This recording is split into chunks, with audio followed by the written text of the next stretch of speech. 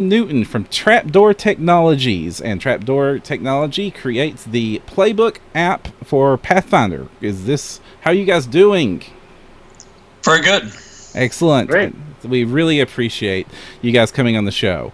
Now, a few weeks back, we got the announcement that you guys had made a licensing deal with Paizo to bring Pathfinder content to your app, and they made a big deal out of it. And then I immediately went to my friend, Chris Hall in my game, who swears by your app and uses it constantly, and wanted to know what was up. So, for the listener out here who doesn't quite know what your app does, can you give us the 30-second sales pitch? Yeah, sure. The playbook for Pathfinder is a companion app for playing the Pathfinder game. So the idea behind the app is it helps players who want to create and manage their characters on a tablet, and for GMs who want to prep a dungeon, run a dungeon, track everything, and have all of the information from the rule books at their fingertips. This is the app for you. Basically designed to get back the 30 minutes, the 40 minutes lost every game looking up rules. I forgot to bring my character. Oh, well, is this the latest version of my character? All the little things that cause us to lose time at the gaming table. We just, no one has an infinite amount of time to game, so we've got to make the most of it. And we're really all about facilitating storytelling and facilitating the face-to-face experience. Now, sorry, go ahead, Evan. One of the key things that we follow with this application is that it's about role-playing, not rules-playing. So the app is really designed to help get the rules out of the way so that we can enjoy the story. Now, one of the reasons that your app really came to our attention and in such a strong way is not just that we'd like to have you on to talk about your cool app, because your app is cool, and we do like to have people on to talk about the cool things they're doing for Pathfinder, but as Pathfinder and role-playing in general seems to move forward and forward into this digital future, the traditional publishing methods seem to be maybe not the future. I mean, PDFs from drive-through are awesome and all, but they're hard to consume if you're starting to become an all-tablet life, though you can read the PDFs on tablets, of course. But you guys, your app, we've all had PRD apps and we've loved them. We've all had character sheet apps and we've loved them. And we've all had campaign organizers and OneNote and stuff. But you guys are actually, your app sort of merges all this into one almost replacement for the books at the table. Yeah, I think that's a good description. We definitely, when I go to GM a game for people I haven't GM'd with before, and I show up with an iPad and no stack of books, no backpack full of stuff. They're skeptical, but then amazed that you can play the game without needing to have all of those things. Now, we're all gamers, so we're going to buy the paper books of the core rules and the things we want, and I don't think that will change. I think you ask about digital publishing. I don't think that aspect of it will change. PDFs, however, are not a good way to try to run anything. They are, hard to sort, hard to search, hard to cross-reference. They're made for a very specific purpose, but I don't think it fits well into the gaming paradigm. And really, the reason they're used is that they're universally accepted, and it's easy to get that, but they're not necessarily something that fits well to the form factor. Now, I noticed that when I was browsing your app, you have a lot of third-party support, too. It wasn't just the Pathfinder books I saw listed. You guys had Ponyfinder, of all things, listed there, too. So, obviously, you've been looking for third-party support on this app, too? Yeah, I guess it takes. We should go back a little bit into the history to understand where we're coming from. So, originally we were designing the application for Wizards for use with 5th edition, and 5th edition being a closed system from what they wanted. So there wasn't going to be third party adventures in the application. So I think what we did when we decided to move and support the PRD is say, hey, let's get anyone who wants to play into the mix. And so we talked to a number of folks who were interested in trying out the technology. And it's a very different paradigm for people to get used to. So it's not the same as publishing a PDF through DriveThruRPG.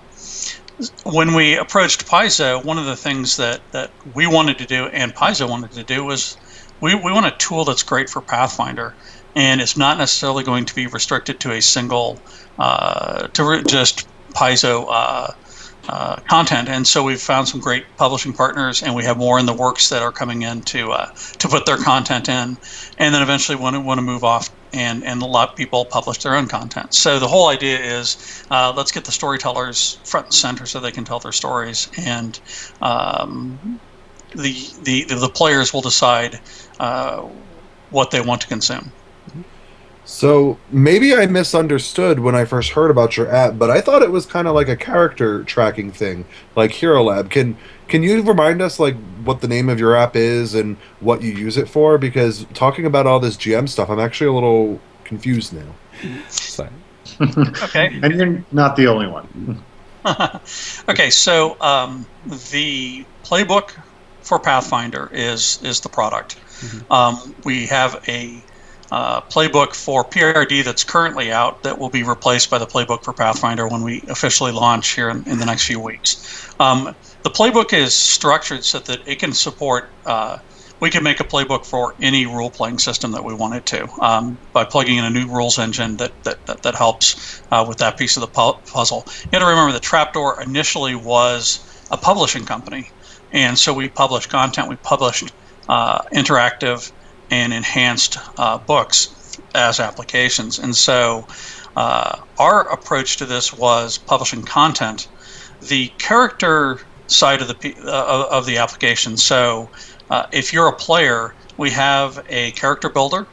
It's very, very easy to use. We've tried to streamline the process of putting a new character into place. So when we run at Origins or at Gen Con, people are typically taking 5 minutes, 10 minutes to roll up a fully fledged character ready to play. And in fact, we ran this craziness at Origins where the goal was to kill a lot of characters so that people could roll up new characters and get them in as quickly as possible. And every time someone died, we'd ring a bell, everybody would cheer, and this person would go madly into rolling up a new character, sometimes suited specifically for whatever encounter they were in. And the goal was to show people that you don't have to take an hour to roll up a character. You can have everything you need very quickly.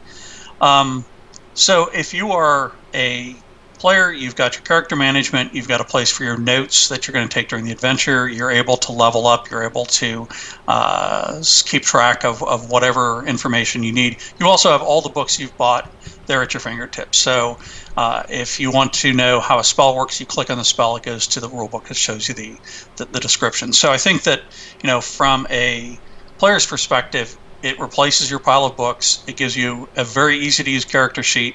If you want, you can actually get a traditional looking character sheet. You can print it, you can share it. So the idea was just provide a good way for players to get into the game. But the real power of the tool is for the GM. And so we have this publishing technology called the Story Machine, and that's our software as a services app. And what it does is it sucks in content and puts it out in the form that the playbook can use. So adventures, rule books, campaign books, whatever.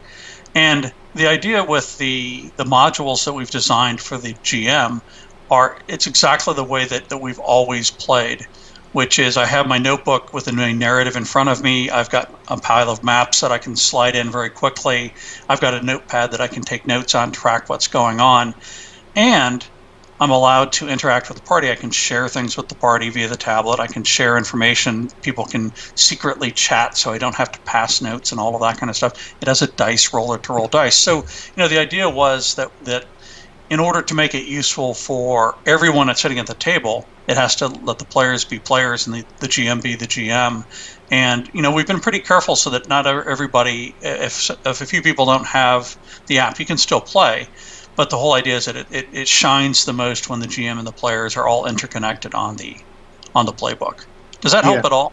Mm-hmm. I think And so. there's an additional piece to that. I think, as Jefferson was saying, there are all kinds of apps that do have a singular purpose. You know, we have great character builders, we have great note taking apps, we have, you know, people can send messages using their smartphones.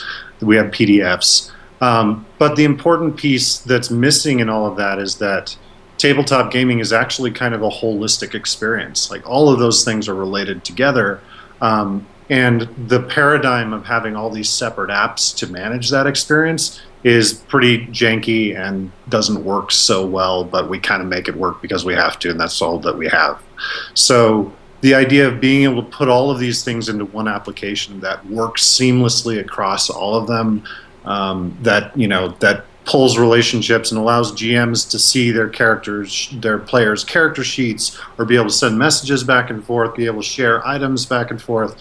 All of that stuff, those are small things that we think will really add a lot of value to the game night. Well, I do certainly enjoy an app that would allow me to meet grind PCs, so that's got a bonus point in my book. It almost sounds, I don't know what you think, Perrin, but it almost sounds like to me like this is an app that's like, something like Hero Lab is designed to replace like the character building process, but Right. this almost sounds like it's designed to replace the entire table of tabletop gaming. Almost. You guys are missing. Well, just from what I've messed around with it, and you have almost everything but the battle mat here, unless you've added a battle mat, then I haven't seen it. No, we're talking with some folks who are ATT experts. I mean, we also have, we're partnering with people for sound. We're partnering with folks who do things that are outside of our wheelhouse. Why recreate the wheel when we can put those in together?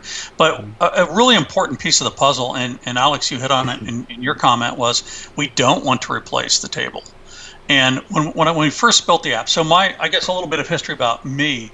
I've been playing. I started playing D&D in '77 with the white box set, and I've been, the whole thing that drew me into playing D&D was the story. I can tell you what my first character was, and I can describe to you how they acted on that very first adventure, because it's the first game I'd ever played where I could actually sort of affect the narrative. And so the cool part that D&D and Pathfinder and Savage Worlds and all the other role-playing games have is that we're face-to-face, sitting around a table, having fun, creating a story. And so when we first built this app, my big fear was it was going to be everybody staring at their iPad and no one actually playing a game.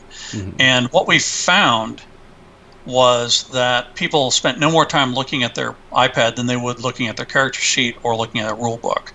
And it actually had an unintended consequence, which was very cool, which was I used to have a few players, no names mentioned, who were just notorious for checking their email, and they had something under the table, and so I would turn off the router in my house, and I live out cool. outside the sort of community area, and so they'd say, "Oh, sorry, the router's down." Now, I was in tech for 20 years. I'm not sure why they didn't believe that I was doing this intentionally, but the point was I needed them to focus. And so we studied them very carefully when we brought the playbook in. And what happened was they had this Pavlovian need to do something with their device. And once we gave them the playbook, that fulfilled that need. They no longer were checking email. They were no longer, tapping a game or doing something else in the middle of a session.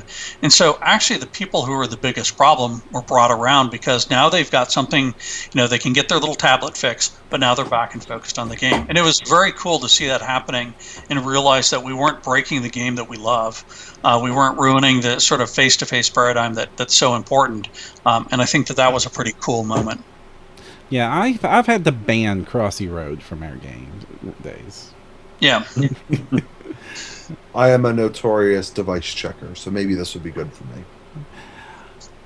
Yeah, like I said, I think for a lot of people it becomes a habit. to check your email 150 times a day. Okay, so go check and see if anyone sent you a party message. Go and check something on your character sheet, and that gets that need out of the way. So I'd be interested to hear if you have the same experience that we've had. So I think that when we hear about this product, I know the first thing that pops into my head is like, boy, this sounds like a lot of other character building apps that have been out for a while now. How do you guys take, I guess, what you could call the competition into consideration when you're formulating maybe not even just your product, but like your business plan too? Like, I got the impression you mentioned like buying products within the app. So maybe a better question would be, how is your like business model for this app going to look? Okay, well, I mean, there's a number of questions Yeah. in there. So Yeah, sorry, I'm kind of overwhelming. that's okay. So I think the question on the competition is pretty simple, and it was one of the things that really attracted us to Paizo. And Lisa Stevens has a very amazing sort of take on what she cares about, and that's the end user player, and she wants the best tools out there. And so the fact that we didn't want an exclusive, she didn't want an exclusive, and we want to just be out there, and if people like our product, great, and if people hate our product, then there's other products they can use. And so I think that to that extent, we're not really worried about the other players out there. I think everyone will find what works for them. I'm building this product because this is the product that I've wanted since 1977, and the technology hasn't existed to have this available. And now that it is available, and I see how it can transform and improve my experience, I'm just going to keep building to that. And we take a lot of customer feedback, and we're trying to improve the things that the people are asking us for. But we're not trying to one-to-one do something that's already been done with some of the competing products out there. And they're great. I mean, I've used them all too. We've all used all the products out there, and some of them last and some of them don't. And we're hoping that our take is fundamentally refreshing, fundamentally different, and changes the way that people want to play tabletop role playing. Yeah. And one of the keys also is the content. I mean, any company trying to tackle tabletop gaming as an industry will tell you there are reams and reams and thousands of pages of content that you have to manage and figure out how to distribute properly. And for us, we feel that we've cracked that nut to a large degree. Up until last week, we were putting out adventures every single week for the past few months. And these adventures were fully linked. They were integrated into the software. You could access them quickly. And so that's one of the pieces of the puzzle that has largely remained uncracked in this industry so far.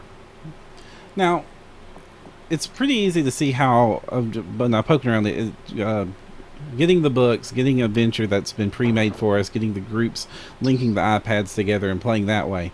But how is it if I wanted to do my own adventure or my homebrew? How hard is it for me to enter that sort of data and get that prepped and ready to go? So the concept that we had, now remember our original design was all for 5th edition of D&D. So there was no concept of homebrew within the 5th edition D&D application.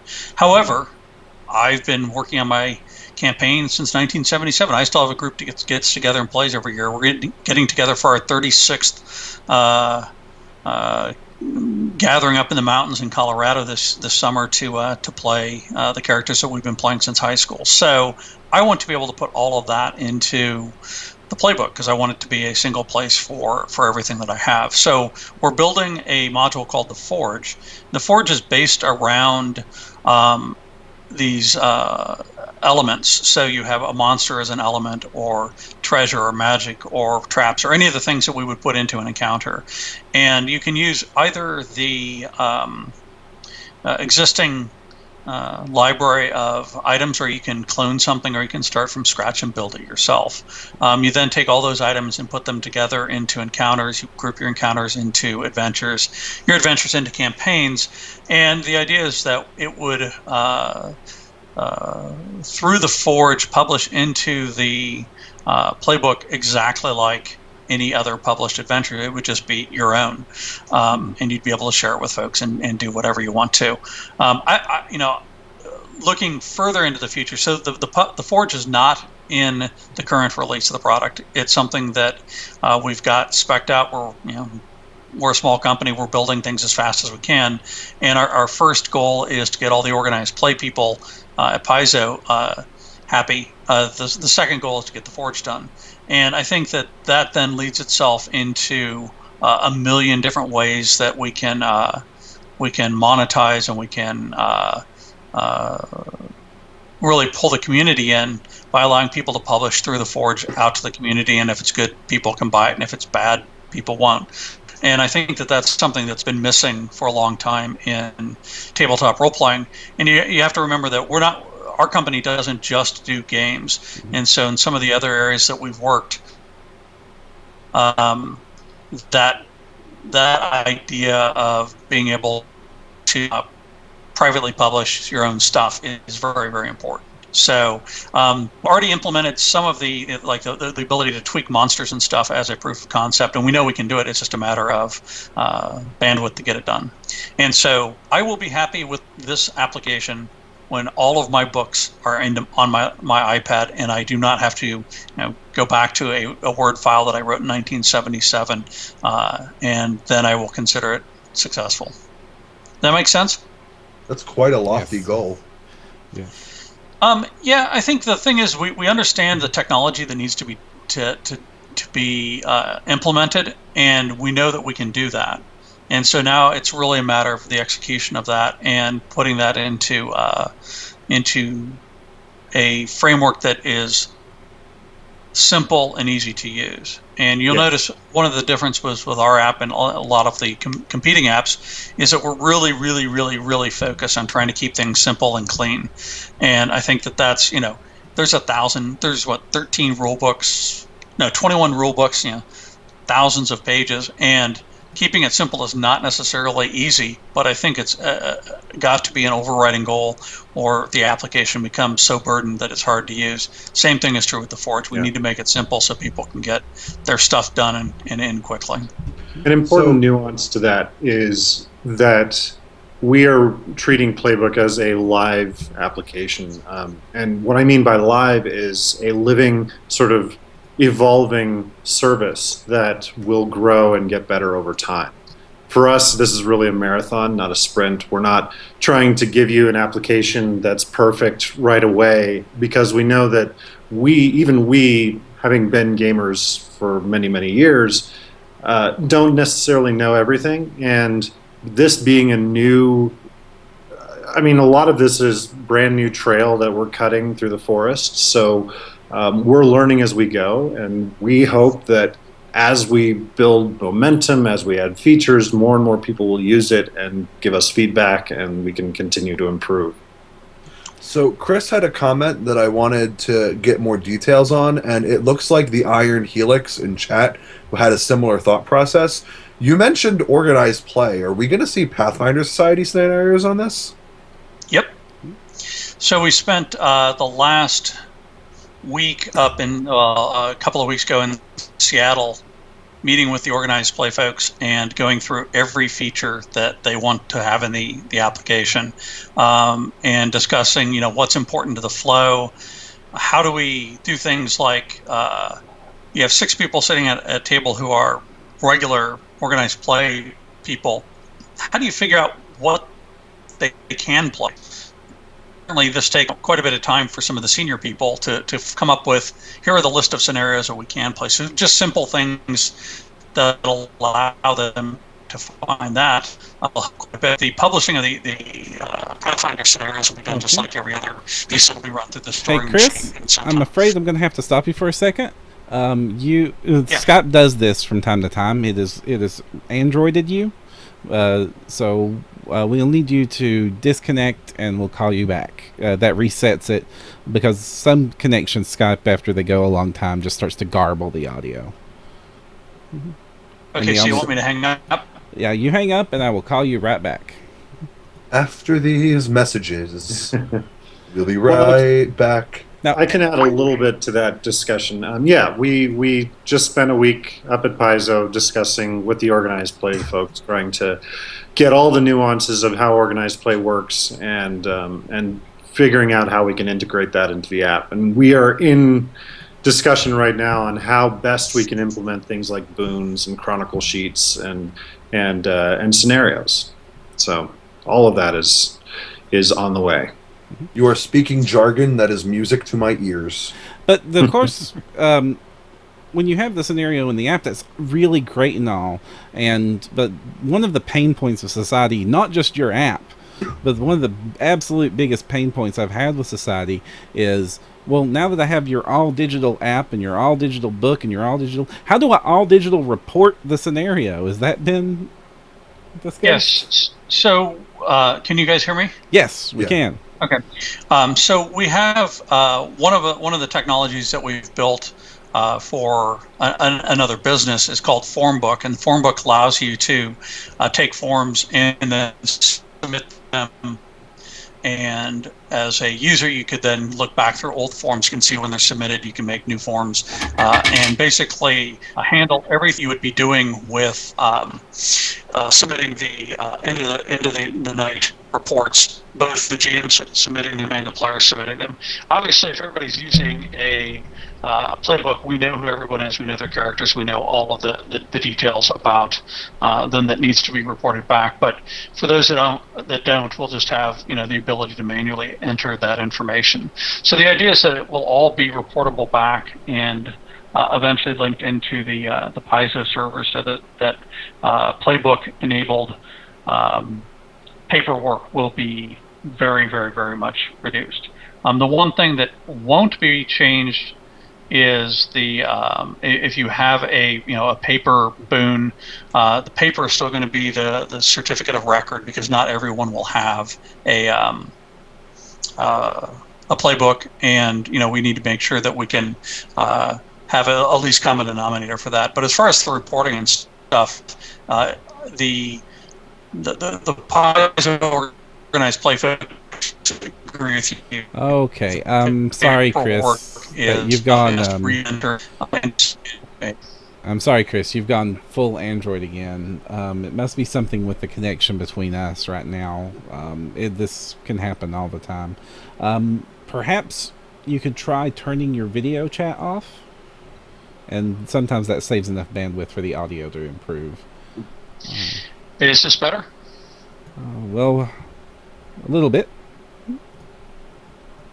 Okay. You want me to disconnect and come back on? No. If it didn't work the first time, it wouldn't work again. Okay. Thanks. Sorry about this, guys, in the audience. Oh, and this is a good time to mention that we record this in live on Twitch Wednesdays at 8:30 every other week. Check our website for the schedule at nodirectionpodcast.com. And going to chat, we take questions from chat live during the show. And the question I have seen about 80,000 times is, when's the teleporter app coming out? No. For PaizoCon. That'd be great. But is this coming out on Android? So that's a great question. So the original design of the app was actually for us to develop on Android, iOS, and web. Mm-hmm. And the contract with Wizards was doing that all simultaneously, which, as you can imagine, is a pretty difficult task, being that the game was still being developed and the app itself was being designed at the same time. And so we had made good progress on iOS. We made good progress on Android. Web was lacking a little bit because it just the limitations in what we were able to do with the interface. And when the Wizards contract was ended, and we went over to PRD and now to Pathfinder, what we want to do is we want to get the the iOS version of the app solid and then introduce the Android. So a lot of the work has been done, but it will require some development to do that. So that's on the list. I wish I could have a date, or I wish I could tell you that we're going to make an announcement soon. But it's on the list of things we want to do, and we realize that Android is a big part of the market. So I think that's probably the best I can tell you. Android is definitely on the list of things we want to do. So we're not by any means saying that the app needs to be iOS forever. And a big part of that is also a matter of physics. We are a very small team, and iOS deals with about 6 or 7 form factors with about that many resolutions. So it's a very strict and sort of streamlined development process, whereas with Android you've got dozens of form factors and resolutions to deal with that all often can make things look strange, and also performance issues. And from a testing and development standpoint, all of that requires more staff in QA and engineering to deal with. And so for us, it really just made sense to work on perfecting the app for iOS first, and then once we get it to a state that we feel that it was, passable, then we can start working on porting it. Yeah, it is important to remember that the design of the product and the architecture of the product is built on supporting across multiple platforms. So if you make a purchase, or if you have a mixed group of Android and iOS devices, you can move content between them, and one purchase gets you that for all your different devices. So I think what we're trying to make happen is a very seamless transition for Apple and Android users. So. Now, you mentioned that when you building it, you were building this while 5th edition was still being constructed. I'm an app developer and web programmer myself. That sounds insane. Thank you. Yeah, it was a very aggressive schedule, and I think that just the nature of the fact that there was a hard deadline for 5th edition to launch, and fortunately our publishing is all very automated.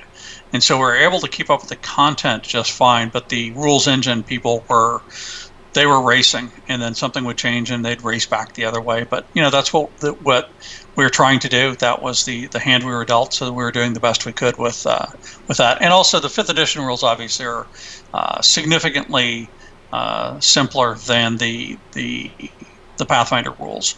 So while we're very happy to have a stable and well-published set of rules now, it is a very complex set of rules that we're working towards now.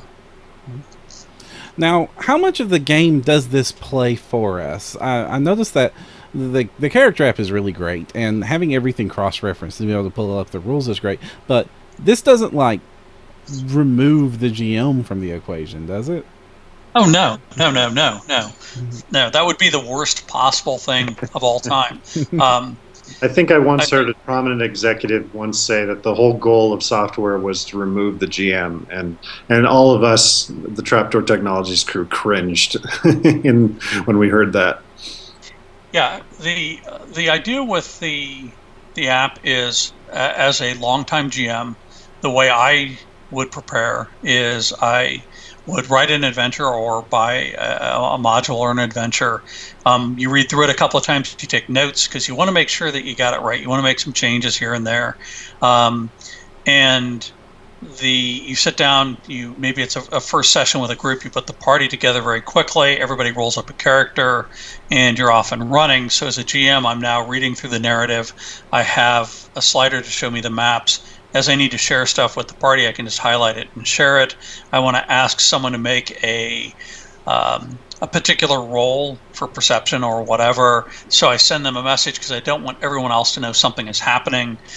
They respond with a dice roll on the app, and I'm tracking the monsters as they are encountered, as they are defeated, treasure is taken. And what I'm doing, though, is nothing more than having all those little pieces of paper on my tablet in a very organized and very logical way so that I can tell a story and I can get everybody engaged. And that's really what I want to do. And then at the end of the night, I don't have to try to remember 2 weeks from now what's happened, because it's all right there, the latest versions of the characters. Did I give everybody experience? 2 seconds you can look and see, yeah, I gave people experience, or I didn't. And so, yeah, it's really to facilitate the GM with their storytelling and not to remove them from the equation, which would be, like I said, the worst possible thing. I mean, what's the story without a storyteller? Question. So go ahead. Can it keep track of the magic items they haven't identified yet? Because that is probably the worst part of my record keeping. Yeah, there's a notes field, and all the magic items you can mark whether you've shared them or not. And so you can easily keep track of, whether they've been identified, you can keep track of all the conditions on characters if you're so inclined to know when they're incapacitated, when they're prone, whatever. So there's a way to keep track of all of that kind of information in the app. So one thing that you mentioned that really piked up my interest was you talked about third-party support several times throughout our conversation tonight. I'm a third-party publisher, so that was super interested to me. I'm going to sort of kind of throw you guys under the bus, Hero Lab people, but one thing I'm always asked for from my customers is like, oh, I would love Hero Lab support. And so one day I sat down and tried to actually make a Hero Lab file, and you basically need to know coding to do it. Like, they just give you all the coding fields, and I was like, just no. So how does your program make it so that it's, I guess, almost like publisher friendly in order to add new content for customers and fans and whatnot? I'm not quite sure if I've got the whole question. So are you talking about content like an adventure? Or are you talking about a character? Let's say content in general. Like, mostly Okay. Mostly when I publish stuff, I write new character options. So, like, how hard would it be for me to add a new archetype to your archives? How hard would it be for me to write a new rules system for the GM to reference? Anything that you want to talk about? All of this does fall under the Forge conversation, which is still kind of in a development phase. So all of that should be caveated. But Chris, yeah, you can answer that. I think the question on, let's say, on the rules, because that's probably the most complex piece of the puzzle. When I run a home campaign, I don't want anyone to play a half-elf. I don't like half-elves. So we have, in the character creation mode, you have open play, and you will have organized play core, and you'll have organized play standard, which will allow the creation of both the organized play types.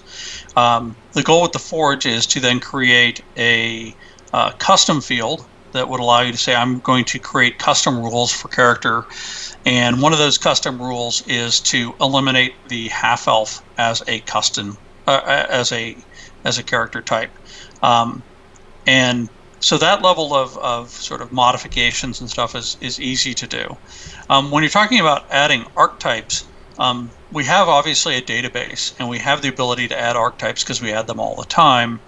And the Forge would then have the ability to put an archetype in, but you would actually have to go through and define what it does. So if it gives you a bonus for a particular role or a particular trait or something like that, that would have to be entered into the system. But there's no reason that information can't be used the same way as any other rules system.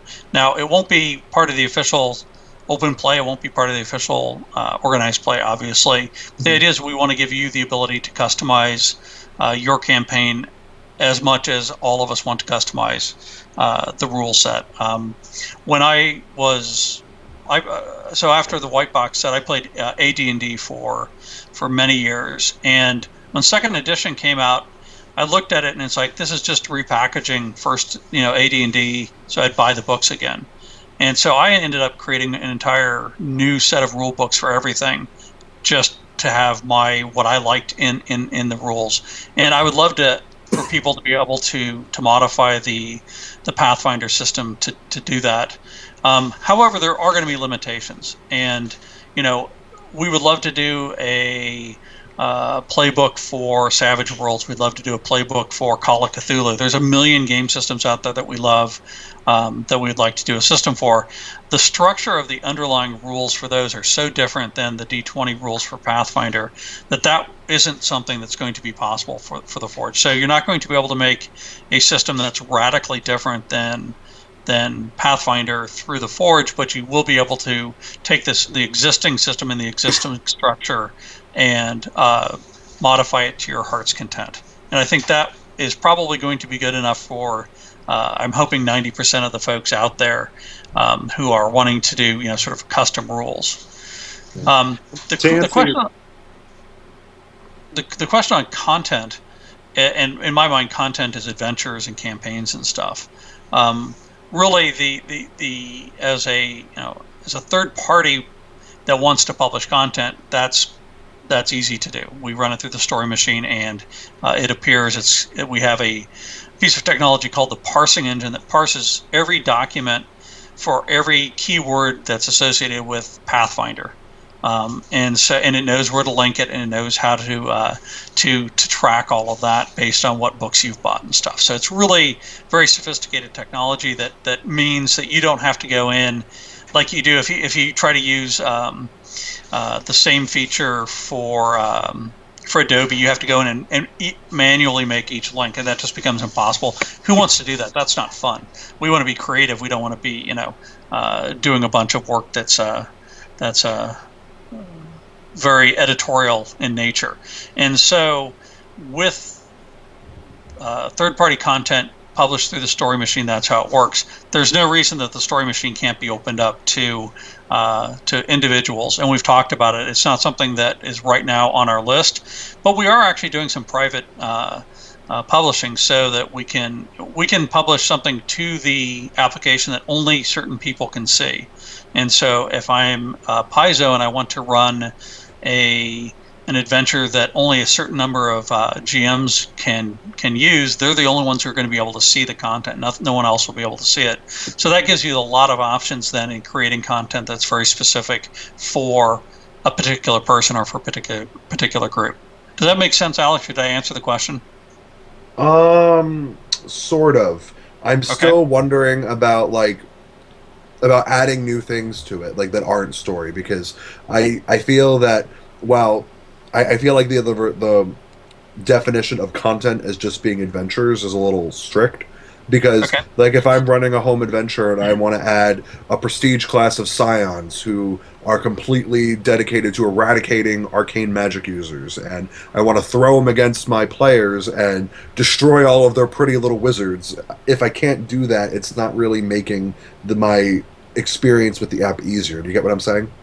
Yeah, so your race of scions that you're making, the question is, there's, the current structure of the Pathfinder game has, feats, and it has traits, and it has, 6 characteristics. If you were to say, let's say these scions have a 7th characteristic called, psionic abilities, and you want that to be part of the rolling up process where you're going to have people roll 3 dice 6 and come up with this new characteristic. Getting that to appear on the character sheet is very, very difficult. that changes the structure of the sheet. It changes the structure of the design. So if that's what you're trying to do, then that's going to be tough to implement. It's not impossible, but it's definitely going to be tough to implement. If, however, what you're looking to do is to create a Scion class that, let's say, has different traits, different feats, but it all fits within the structure of the 6 abilities that are already there. It has spells, and you can make as many spells as you want, but you can't make a 10th level of spell because we have no concept of level 10 spells. That's going to be sort of the limitations on that side of things. Does that help?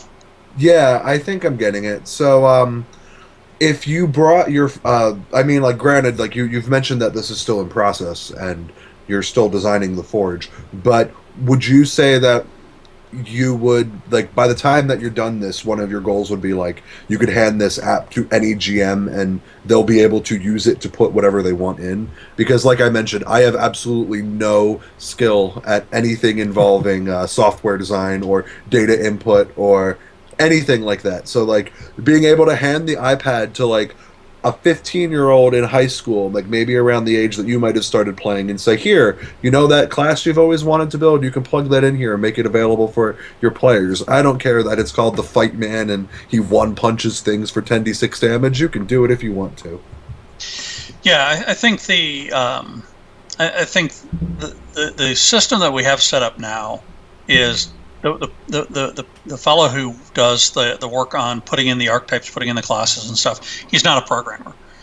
He's a gamer, and he knows how to structure the different elements of a character class. But he doesn't write code. There's no writing code, no compiling, and so no feature in the Forge will require you to do that.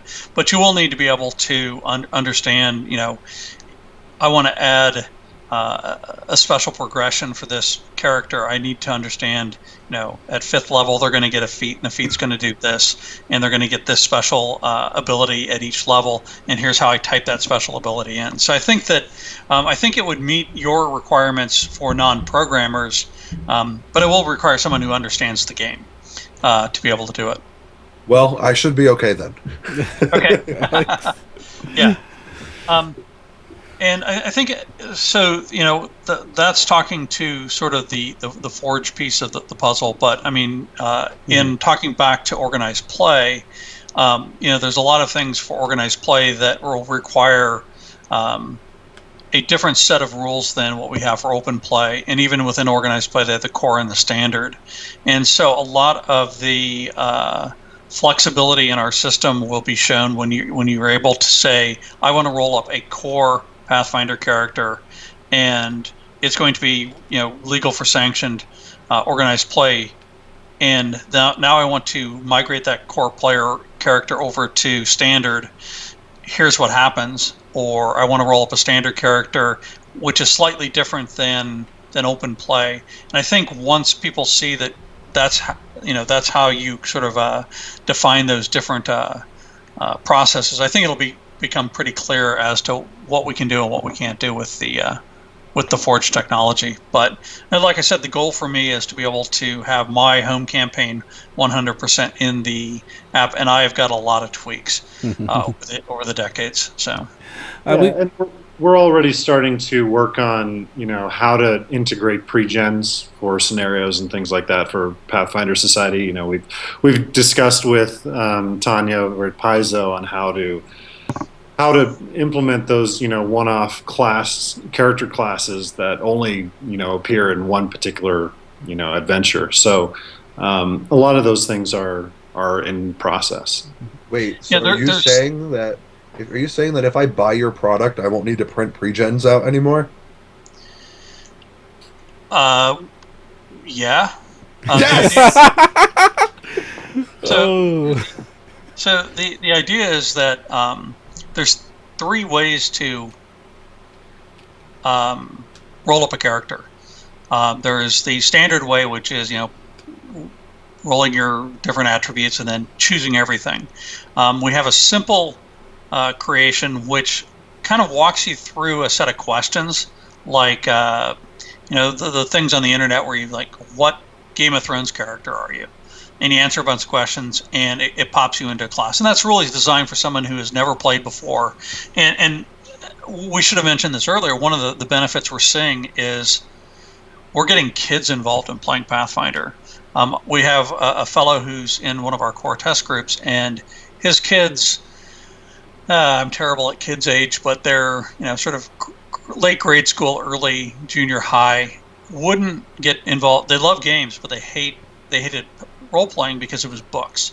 They're not into books, and so we gave them the app and set them down. Now they love role playing. What do you want to do tonight? We want to role play because it's on the app. It's a form factor that's familiar to them.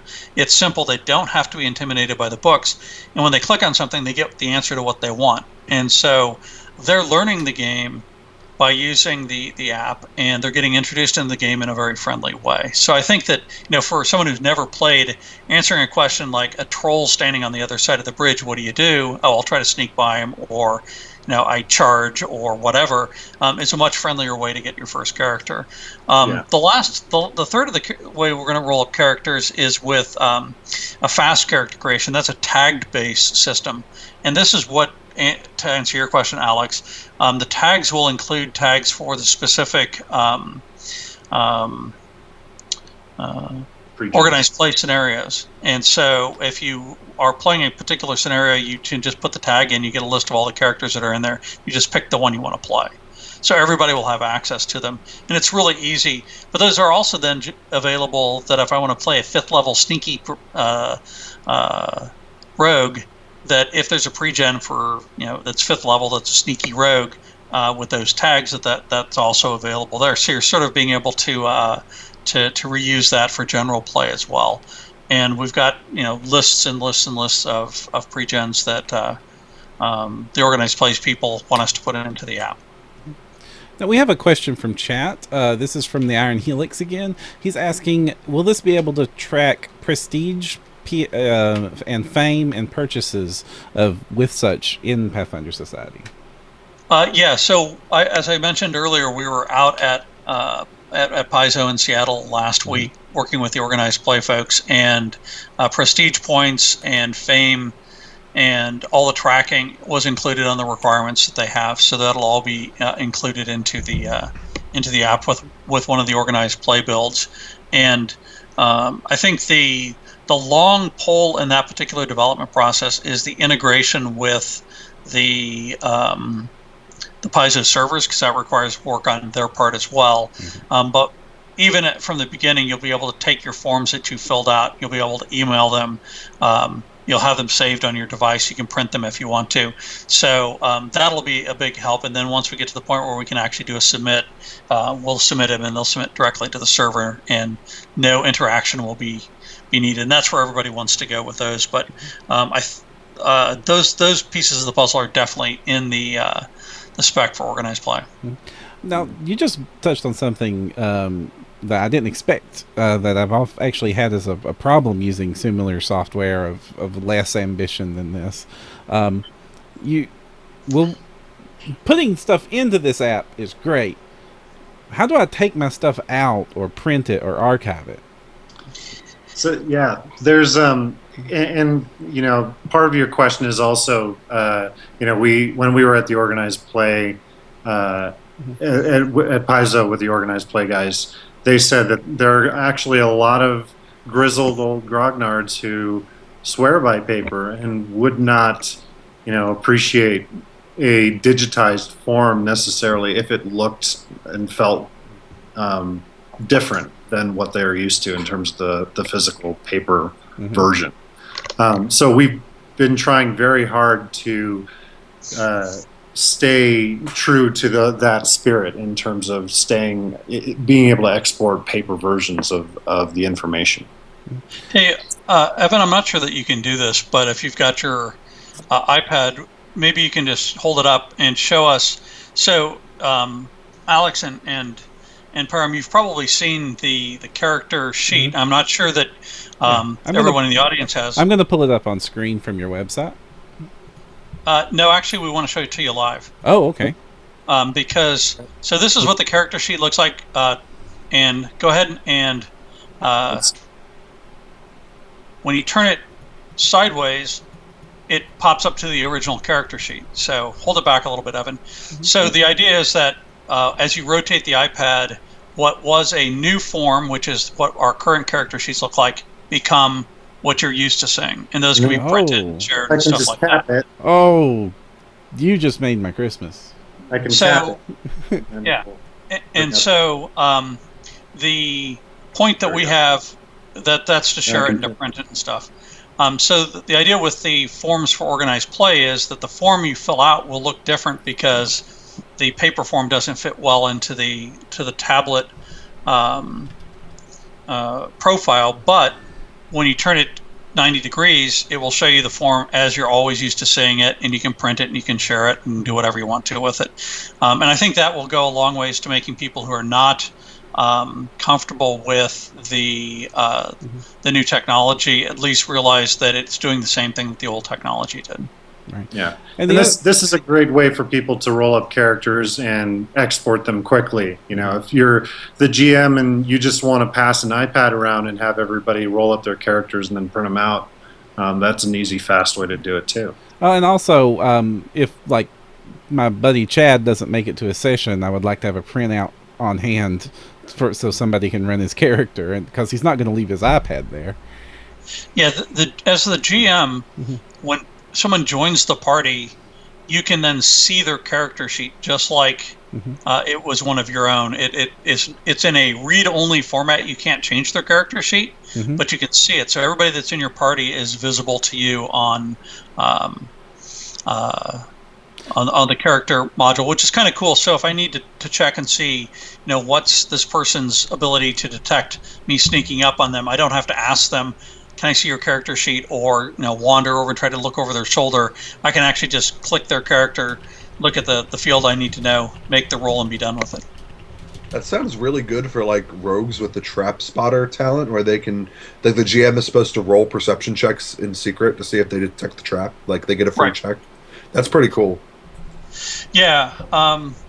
Evan tends to like to play sneaky characters that go off and search every room as surreptitiously as possible. So he's a big fan of that particular set of features. Yeah, I especially like being able to run ahead and find chests and open them before anybody else has had a chance to catch up to me. And this app allows me to send those messages back and forth and pocket anything I find before anybody knows. We've talked a lot about, the scenario where we all have one of these iPads and we're sitting around the table, but there's a few other more likely scenarios. One I'd like to touch on is more and more of our audience are playing online through things like Roll20. So how does your app work should we be playing online, not face-to-face? Well, the app is based on it. We don't have Bluetooth between the devices, because remember, we're going to be supporting Android and a lot of other devices. So it's all server based. So if you and I are sitting 1,000 miles apart, it's just like we're sitting at the table. Everything works exactly the same way because it goes up to the server and back down to your iPad. And so it's ideally set up for that. Now remember, we don't have a VTT. We're not trying to replace the tabletop. But I think that for those players who are playing remotely, they'll find that again they can send the messages, they can share information, and they can do all of the sort of tracking and management that they would normally do sitting around a table. So it works very well in that situation. And developing an API to integrate with those VTT services is on our list. We really want that to happen. Now, one of the things I wanted to talk to you guys about beyond just your app is it seems like you guys are really asking the question, what does the digital future of role-playing games looks like? So right now, what are some of your other favorite programs that you guys are using in your games that isn't the playbook?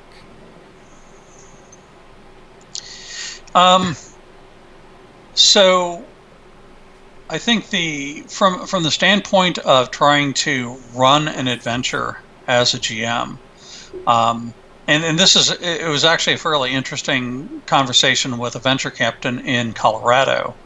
And she had an app that she was using to organize hundreds of PDF documents so that she could quickly get to the information and stuff. And so I know that in the early days before we had the playbook up and running for the GM side, and it was just a player-based app, I was using several pieces of software to help sort of sort through the rule books and find rules and keep all of the indexes and stuff searchable.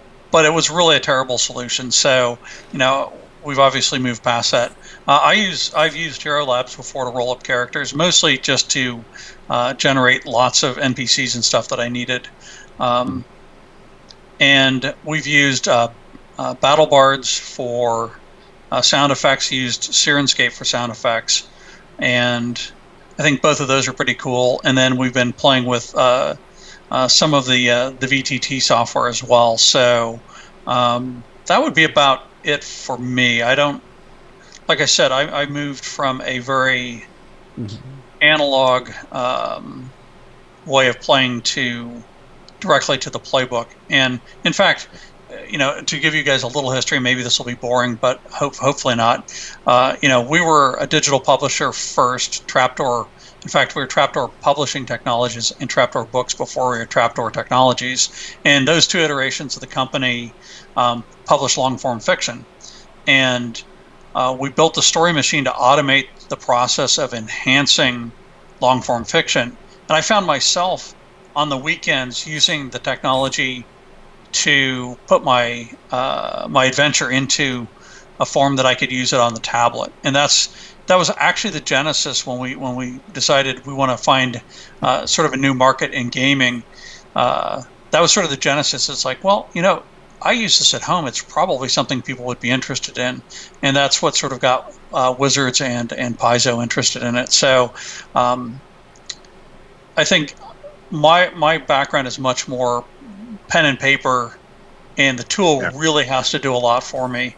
Campaign Cartographer does a lot for me in my limited abilities, but I'm still pretty much a Word guy when it comes to putting my documents together. Evan has a much different background. He's a console gamer from way back. So Evan, why don't you give him a little bit of background about you and sort of how you would answer that question? I'm really a child of the 80s. I grew up with the Nintendo and Super Nintendo, and my background is in video games. And so coming into tabletop was more something that I embraced as an adult. Coming out of college, I used to play Call of Cthulhu campaigns, and what I loved about it was the being able to get everybody together face to face, have a great time, drink a little bit or whatever. And part of the for me, being a digital file in a way, in organizing information is so important for me. So these days, Evernote is always at my fingertips. Its tagging system is top notch, and I can search and find information really quickly. Google Docs is great. I use Paper by 5.3 Studios a lot for sketching and things. But I will say, for me, even being a self-described technophile, I love my dice. I roll real dice. I have a battle mat on my table. I use miniatures. I really prefer that instead of the digitization of that experience. So for me, the app and all those things that I use is great for getting the stuff that I don't like out of the way, which is searching and finding and sketching things quickly. But the actual playing of the game and having it out on the table is really the goal for me. We got another question from Helix that I think is actually really pertinent. So what happens if you're at a con and the Wi-Fi goes out? Is the app still usable? I know that it probably won't network, but how does it work when there isn't an internet? So that's a great question, and one that we very early on decided that everything needs to be cached locally, so that if you do have a situation where you don't have Wi-Fi, you can use the app. You cannot chat with other people. Obviously, there's no connection to do that, and the sharing is disabled. However, you can still take notes. You can still update your character. You can still do all of the lookups and all of that. And when you reconnect to Wi-Fi, it will resync with the server, and all that information will be updated, so that you'll have sort of a seamless process as you move on and off of Wi-Fi. And we warn you if you're off Wi-Fi that your device isn't connected, and you'll get warnings if you try to chat with somebody while you're off the offline. So our belief is that Wi-Fi will become more ubiquitous with time. Even at the conventions, we're finding it getting a little bit better each year. And I think that for most game shops, it's pretty rare now that we go to a game shop that doesn't have Wi-Fi. And those that typically don't have Wi-Fi because they don't want to have Wi-Fi. They're making a conscious choice not to do it. So we're finding that to be less of a barrier as time goes on. But the app was designed to work in a standalone mode just fine. And most people, if you're sitting at a table and you're the only one with a tablet, you probably wouldn't even notice that you're offline. It would just sync back up when you connect it back up. All right. Back to the theorizing about our digital future thing. This one is okay. So this is the crazy one. It's 20 years from now, and you guys are a wild success. What does it look like when you're shopping and getting ready for a game and getting ready to play it? I think obviously we've designed the system to be flexible so that we can handle a variety of gaming systems. And so looking sort of 20 years into the future, or maybe not even that far, 10 years into the future, I think, the one thing that we can't get more of is time. And so what we're doing is we're trying to maximize the effectiveness of the GM's time to prepare. We're trying to maximize the time that we sit at the table, not looking up rules, and actually getting to play the game. So I think that the integration of rules, adventures, characters, the chat features are going to continue to become more and more robust over time. I think that from my perspective, I want to be able to quickly look through a catalog of all the adventures that are available, find something that suits my party, and get stuck into preparing and getting the adventure ready right away. And so I think even the shopping experience will continue to evolve as we get better at knowing you enjoyed this adventure, this is a good second adventure for you, or you're looking for something that's sort of pirate themed with lots of elves, then here's an adventure for you. But to do that successfully, we're going to have hundreds and thousands of titles and adventures available, and I think that'll be it. And then we move to the big thing, which is people publishing them, their own adventures for everybody to look at and play. And then we've kind of taken, having been a book publisher for a while, in the old days, there was 5 publishing houses that controlled all the content. And in gaming, we have those same barriers, that there's not that many ways for new content to get discovered. It's very hard. It's very fragmented. And I think that the store and the playbook will be a great way to integrate that experience and make it more discoverable, so that the great adventures that are out there untold right now will be discovered. The great writers out there will be discovered. And I think we'll have fans who are wanting to customize their everything from artwork to so their characters, and making it sort of a vibrant exchange of ideas. And so that's really sort of a long-term goal of ours, is to embrace the future where we're not tied to having to come up with a 32-page or 64-page paper adventure of a set length, because that's what it takes to print up a book and be, and make it economically viable to have it printed in large quantities. So I think, digital publishing for the gaming industry will follow a lot of what's happening in the long form fiction industry, where you're seeing more titles available, and we're hoping that we can help curate that to get good content out and get people discovered that need to be discovered. Evan, what's your thoughts? What you'd like to add?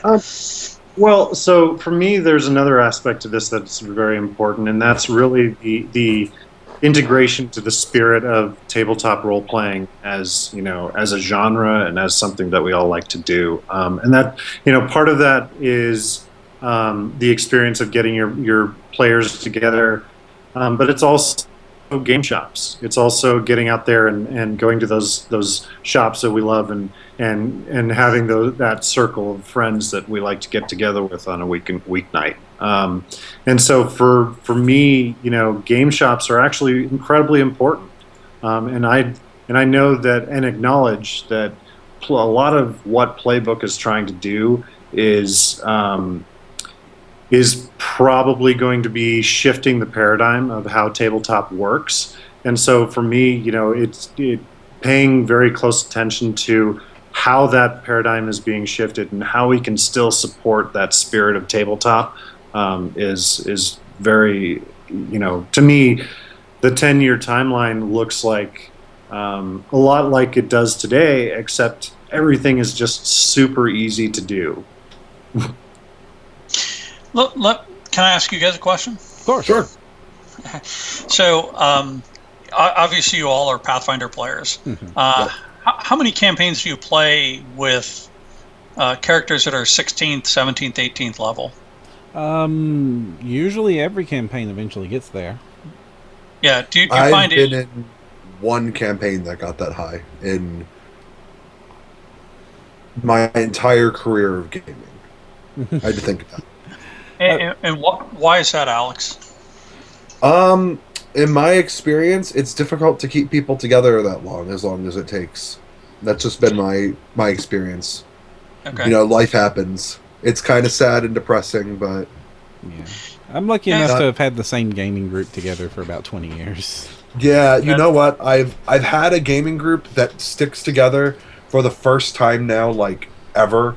Our new blogger on the site, James Ballard, is part of this group, and I'm hoping that this will be a group that we actually get to like really high levels consistently in. But yeah, up until now, I've had groups that are just like, oh, small things happen, games don't meet a while, fall out of habit. Yeah, that's basically been my experience. Yeah. So I think that's perfect, because the two things that I wanted to touch on in talking about the future is, for Pathfinder specifically, high-level campaigns are very difficult because the volume of content, the volume of rules that are associated with each character become very hard to manage. And so the game slows down. And in fact, if you think about what they do with organized play, sort of 12th level and you retire or whatever, I would love to see the playbook simplify that process enough that, yeah, we can play 18th, 19th, 20th level adventures. We could even go beyond that. I mean, why not 30th or 40th level adventures? That would be cool if it's a system that works and is playable. And I think one of the things that we've discovered is, and one of the things that I'm really hoping will come up, is that we can get more longevity into the games. Because I think I've had a number of campaigns that go up to the point where the game starts to slow down because of the rules, and then we start over, group falls apart, whatever. And I'd like to be able to continue that. And the ability to, and we've touched on it before, being able to work remotely. So when people do move away, you can continue to play, and you can continue to have similar experience to what you've had before, is a great way to keep groups together. So, I told you my buddies are getting together for our 36th year.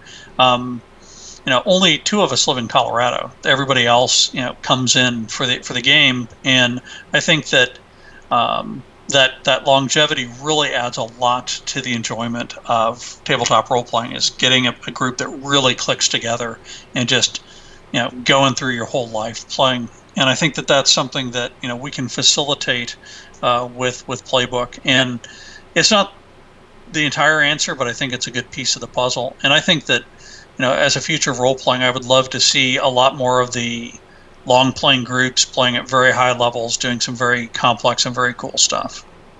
In my head canon, John Compton and Linda Zayas Palmer are like sitting in their office listening to this podcast, grabbing the edge of their chairs, going, "No, not tier 17, 18. No." Those two are like two of the busiest people on the planet. But I would love to see a tier 17, 18. That'd be pretty cool.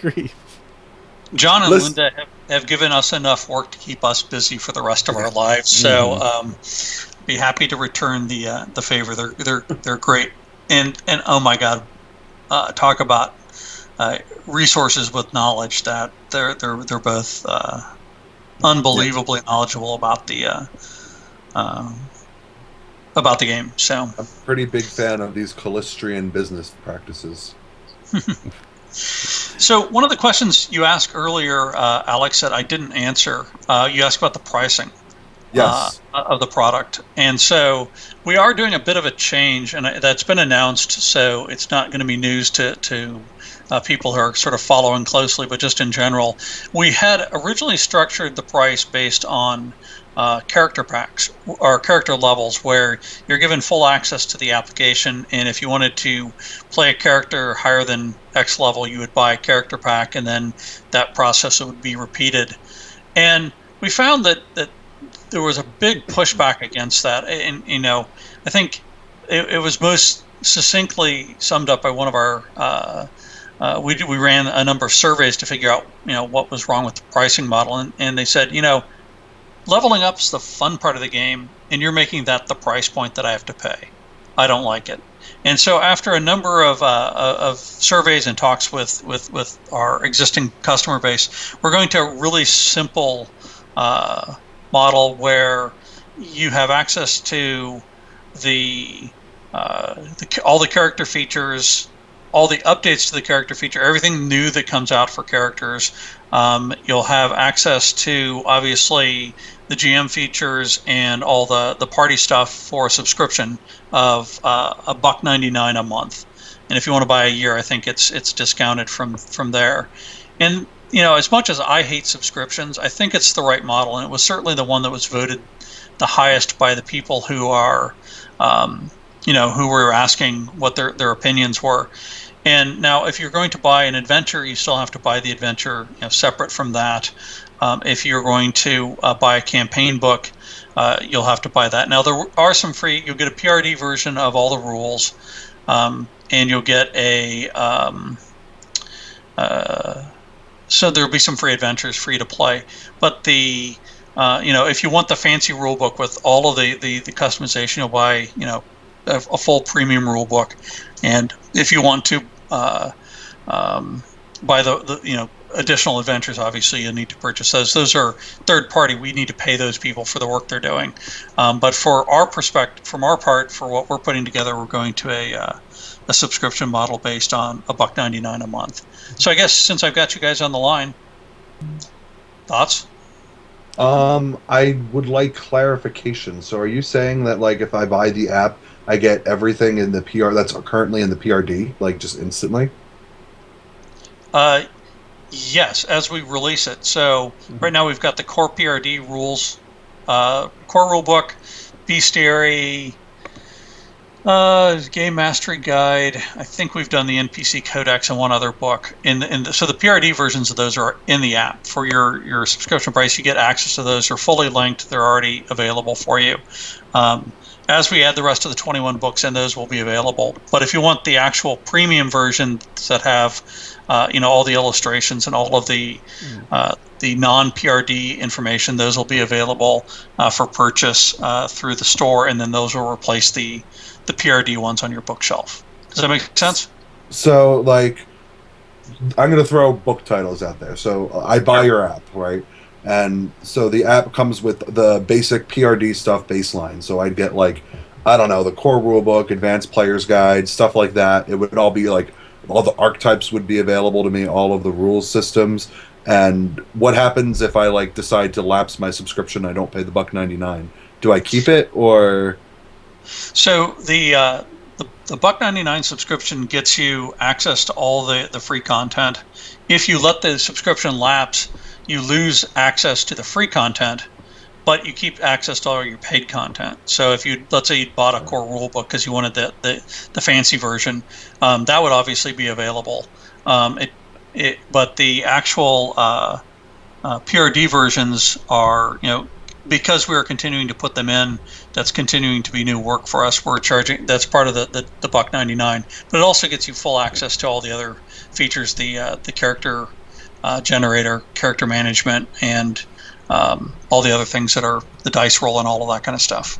Does that make sense? The general idea is that we will not prevent you from accessing anything that you purchased or any content that you've created if you let your subscription lapse. I mean, that doesn't make sense.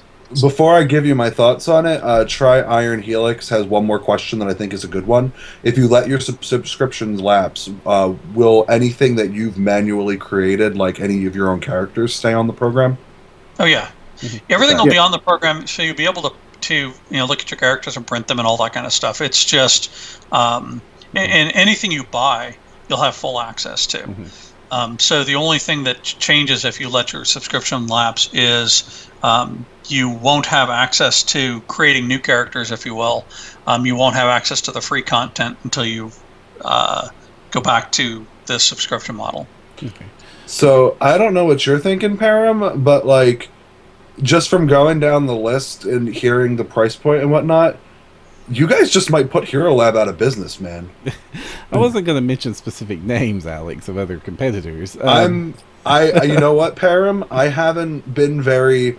I've been kind of vocal about that. I feel like a lot of Hero Lab is just it's kind of like the poster child for this particular market industry. But I kind of feel like price point really hurts these kinds of products, and $1.99 is really affordable.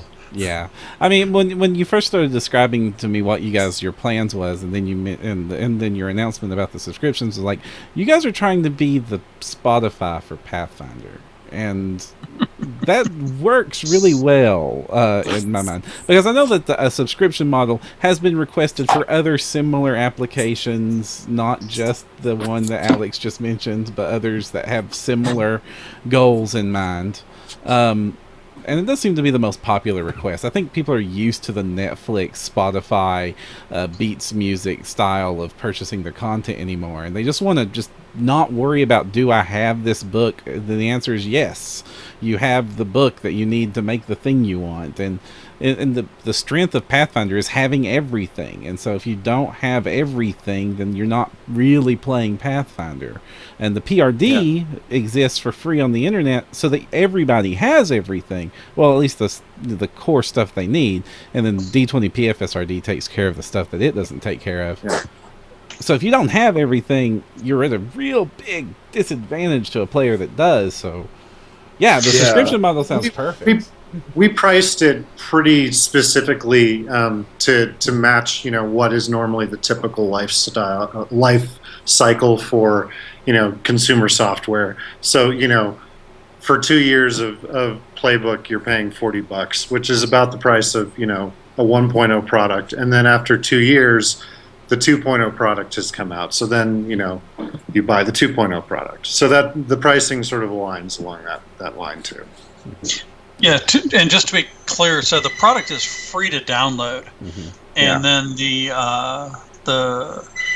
subscription kicks in to get the access, and you get a certain amount of time for free when you get a subscription. So that's included in there. But I think I think what Evan said is very, very true. We're trying to make this affordable for people, and I think in my mind, the real value is the content and the story, or the adventures, the campaigns, the stories, not necessarily selling rule books. And so I think that going back to the it's role playing, not rules playing. I would love to have tons and tons of adventures at my fingertips. So anytime I want to run something, I've got the perfect adventure ready to go. That to me is worth the price of admission.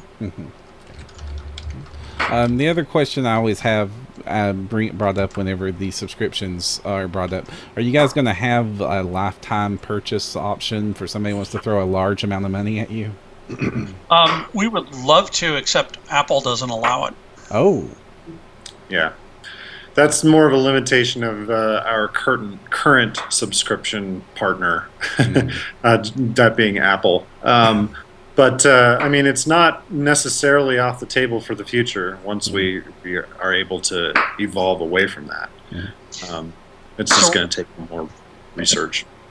So what to make sure that we're clear on what Evan's saying. So right now, all purchases are done in-app via the Apple Store. Right. We do not have a website set up to buy our products outside of the Apple Store.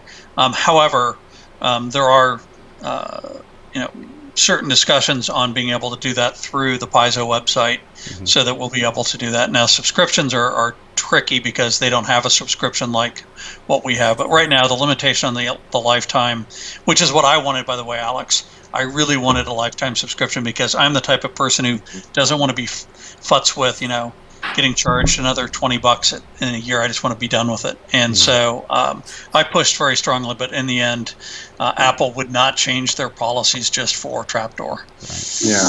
Well, I imagine you guys are going to have to go outside of the Apple payment systems if you're going to support Android or the web or any of these other plans you've mentioned. Yes. Yes, exactly. And you wouldn't be alone. Privateer Press, their digital app, is you can escape the App Store model because you order through their websites. And Amazon, you go to their website to order their stuff because they don't want to pay Apple 30% of all their money. And maybe that has been touched on in depth, but that is our intention with Paizo, is that you will be able to purchase product through the Paizo site and push it to Playbook. All right. Okay. Well, we've had you on here for quite a while, and we definitely appreciate your all's time.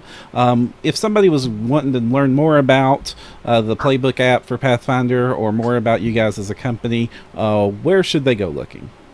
PaizoCon. Oh, you guys are going to be at PaizoCon. We will be at PaizoCon next week, yes. Oh. So if you're going to be there, come see us. We'll be in the PFS room.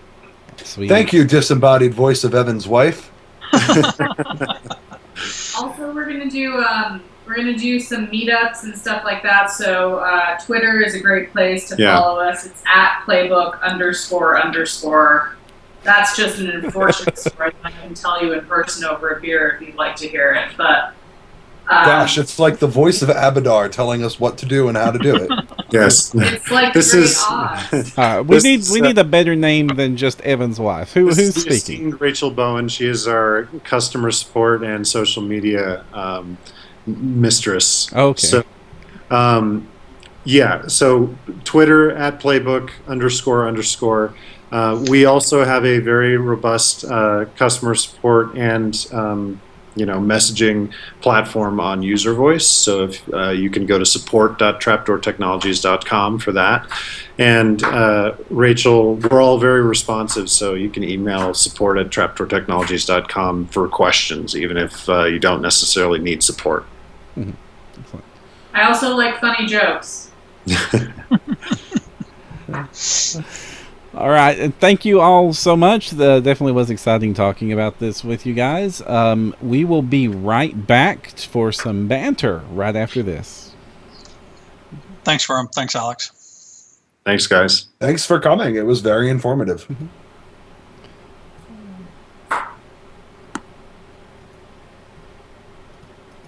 Definitely sounds like a cool product. And banter music. Blah, blah, blah. Pathfinder news. Okay, that was not the right banter music, but we're just going to go with it. And we're back. Alex! Yes, I'm here. It's just me and you, Perram. Yep, just me and you and you and me. And my webcam's not showing up for some reason. Oh, because it won't. Dude, it just like blasted a picture of Liz there for a second. Oh yeah. All right. So Liz Courts, she's always in our hearts and our minds. That's, I guess, one of the advantages of being community director. Mm-hmm. All right. So that was a lot to take in. It was a so good, much. good interview. I mean, the reason we had them on the show wasn't just to showcase another Pathfinder product. We've done enough of those sorts of episodes. This was like different enough that, well, it just seemed weird.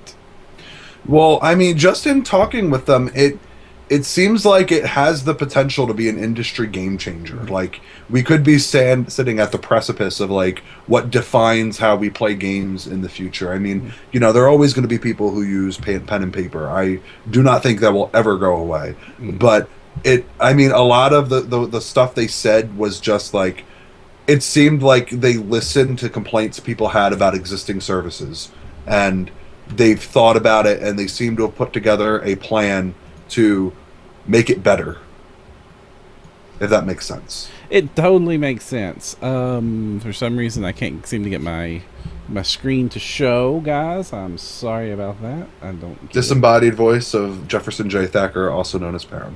Right.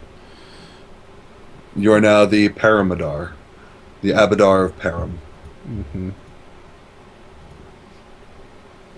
Although I don't know, you're kind of more Milani, I guess. I always Milani's a good choice, but I've always like radiated towards Sarenrae. I am such a Sarenrae fan, but I'm also such a ham when it comes to playing my Sarenrae cleric. Every time I cast a spell, I'm shouting blessings and the light of the dawn flower will smite thee, wicked beast. It's like you're fighting an Aspis Consortium agent. I don't care. Dawnflower's still going to smite him. All right, but speaking of Dawnflowers and Aspis Consortiums, we have both been playing the same adventure path lately, haven't we? We have. But not together. No, completely different. Actually, though, James Ballard, our new blogger for Code Switch, is in my group, so we have been playing together, but not Perram and I. Right. Yeah. So basically, we've both been doing Reign of Winter, and we've oddly been keeping pace with each other. I've noticed. Yeah, we're pretty close. Yeah, we've had a couple weeks where our group has had players who couldn't make it. Like we did a side adventure for one session where we did the first half of an old 3.5 module called Carnival of Tears. Oh my gosh! Whoever wrote that, I don't remember his name. He is like the most twisted writer ever. Like, it's beautiful in how horrific this module is.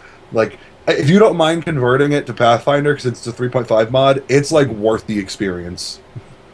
Okay. But yeah, so I mean, for the most part, because of interruptions in both of our gaming schedules, we're pretty close. Right. We just got out of the Howling District in Whitethrone. Okay, now my characters haven't made it to Whitethrone yet. They just finished Book 1's Bad Guy. Okay, so we're about 2/3 ahead of you into Book 2. Okay, so now I'm GMing it, and you're a player, correct? Yeah. Okay. Indeed. So what's your character first? I play a Kitsune bard named Zanzo Shitan. He is from Varissia because I love the idea in a specific scenario where there's a Pathfinder Society scenario that kind of hits that there might be some Kitsune in Varissia. So I was like, yeah, I'm going to play this and totally ham it up and have fun. So I'm playing a bard, which is something a little bit different than what I normally do. I usually do characters who are more like either full marshals or full casters or a mix of both, and like bards are just like support. I struggled a lot trying to figure out my bard's niche for the beginning, and I actually had to do some downtime in order to get him to be at a place where I was happy, because originally I was going to do a Battle Herald build and it just didn't work for the character. So I ended up, the one weekend I got sick, I said, hey, can my character just go off and do downtime for a couple of days and retrain while I'm throwing up in bed or whatever? And my GM was like, you're sick, I'll give it to you. So I came back and like 5 days had passed and I had retrained, and much better now in the group. I'm a lot happier with my bard. Yeah. I've always been a fan of bards because they actually can do a lot of things for a party.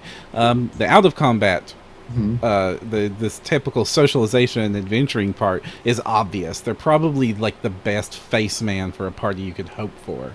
Um, and we have a lot of bard favorites, and bards break PFS. I mean, a well-built bard just dominates a PFS scenario. It's true. I've seen it. I've got all the knowledge. I've got all the diplomacy. I've got everything. It's like I pass the skill rolls. I am the skill rolls. So to take that into perspective, I have my favorite PFS character right now is Ihan Blackrose Ichihara. Yes, I got the boon and bought into the Blackrose family through adoption.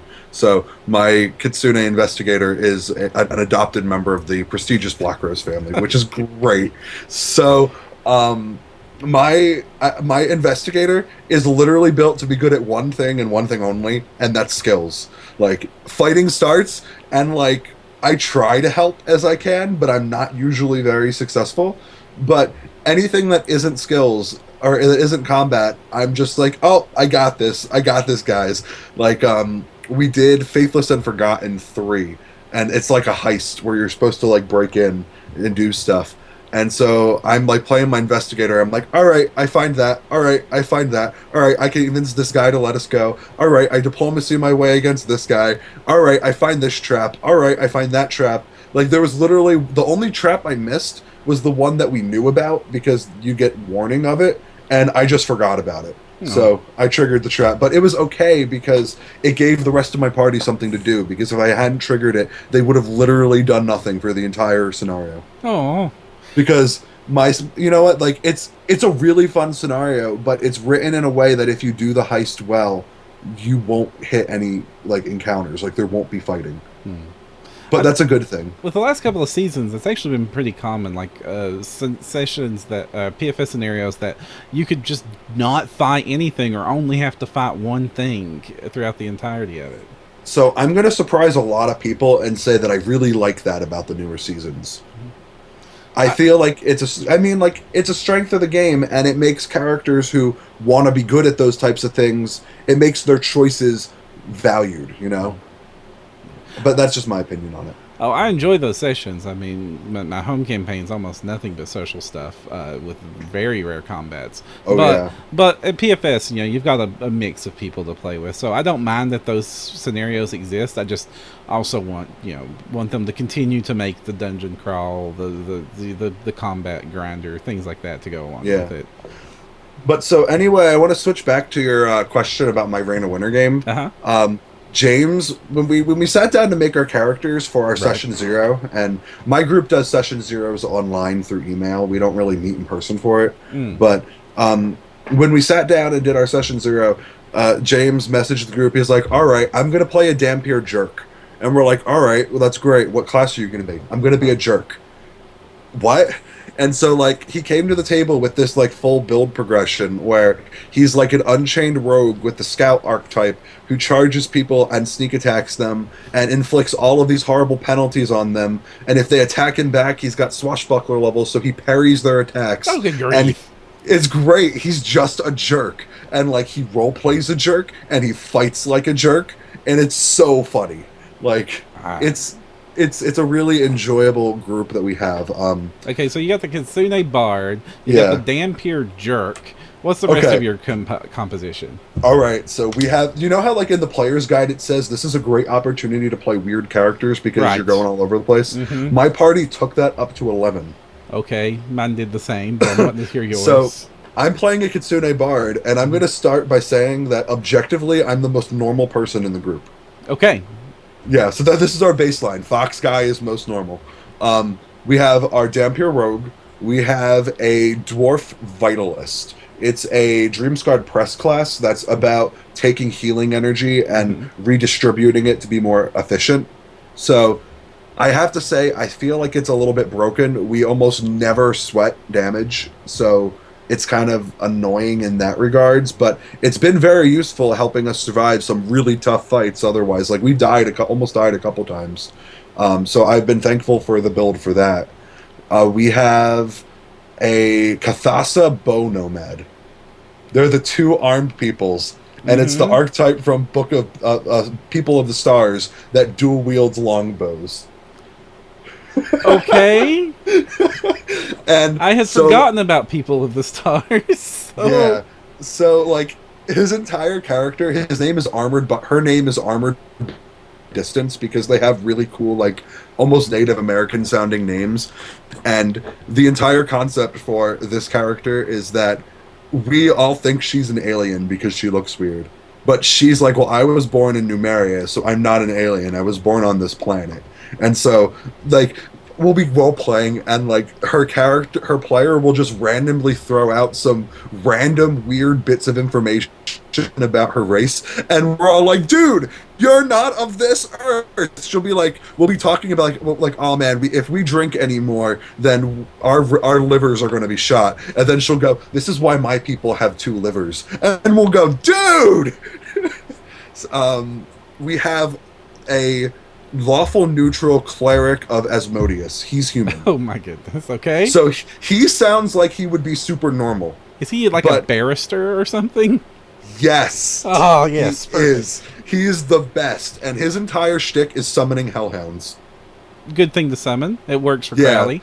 It's awesome. Like the player has been sick, adjusting to a new medication for the past couple of weeks. So we're hoping to get him back soon because we miss him a lot. But he is a blast to play with. He's so much fun. And then our last character, he is human. He's a blood rager with the destined bloodline. He's a 70-year-old Ulfin. Okay. So we've got like literally his entire shtick is that he's going on one last hurrah of an adventure before he dies because he wants to go around the world and meet all of the children he fostered when he was an adventurer, wooing barn wenches and saving the day. So like that's sort of where we met him, and now we're going all over, and every single place we've been to so far he's met one of his daughters and grandchildren and stuff, like just out of the blue. Like everybody knows who he is, but like they think they do. They're like, well, you're really old now and you're kind of weird, but yeah, we kind of know you. And so like everywhere we've been he's had either a son or a daughter and several grandchildren. It's been really funny. That won't keep up. That can't keep up. I'll let you know if it does. I've heard this adventure goes to really weird places. Right. It would be kind of funny if we go to strange places and there are daughters there. Oh, like I think the worst kept secret about Reign of Winter is where you go in book 5, if you know what I mean. Right. But book 4 is also... Well, anyway, we don't want to spoil Reign of Winter. And if you're lucky enough to not have been spoiled about Reign of Winter...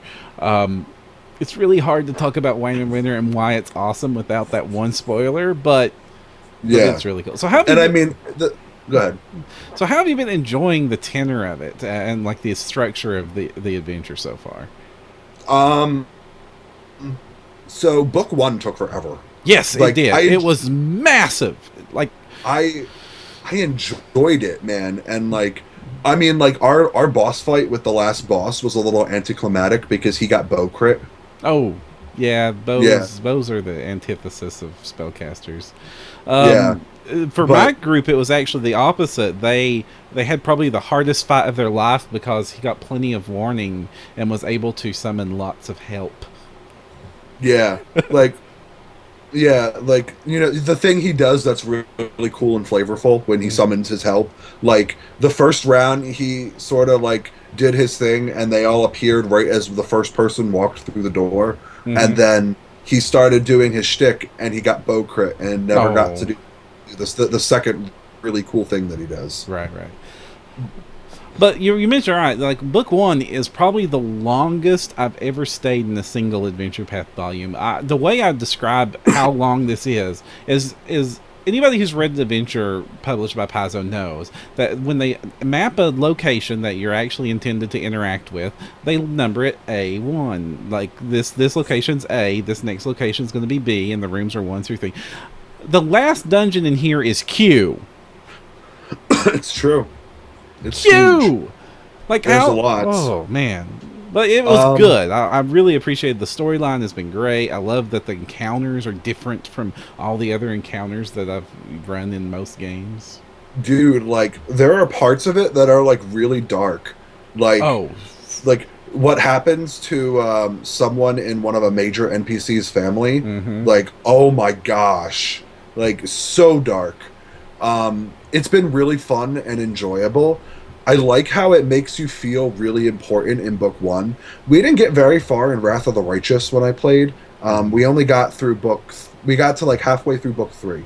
I think that's the point where most groups either that's where we bounced off. We just couldn't do it anymore. It's you like that's usually where people either decide to press on even just to see the ending, or they give up because the rules just fall apart right around there. Like that was when I Vital Striked a dragon for 200 damage and one-shot it on my Inquisitor. That's about what was happening with my group. It was just like, except for they were throwing enlarged mythic woolly mastodons as throwing weapons, and all of this was rules legal. Like literally, we had a summoner or a conjurer, a wizard conjurer who had all the feats. He would go, "I summon a celestial mythic woolly mastodon," and he would do it. And then, like, the barbarian would go, "And I throw it at the enemy." And that was an attack they used. And successfully killed a boss with. So, I have to admit, that sounds really funny, though. It was like, it's a little fun and awesome, and we were out of our gourd when it happened, but every combat was like that. Yeah, I could see how that would get annoying. Mm-hmm. But anyway, like, in the start of Wrath of the Righteous, in order to make you feel cool and special, they give you, like, a one-time bonus. Like, that's not even related to tiers. I think it's like a feat, a bonus feat, or like an ability score upgrade or something. It's complicated, but yeah. Yeah, they do something similar in Reign of Winter, but they do it even sooner, and it makes you feel awesome.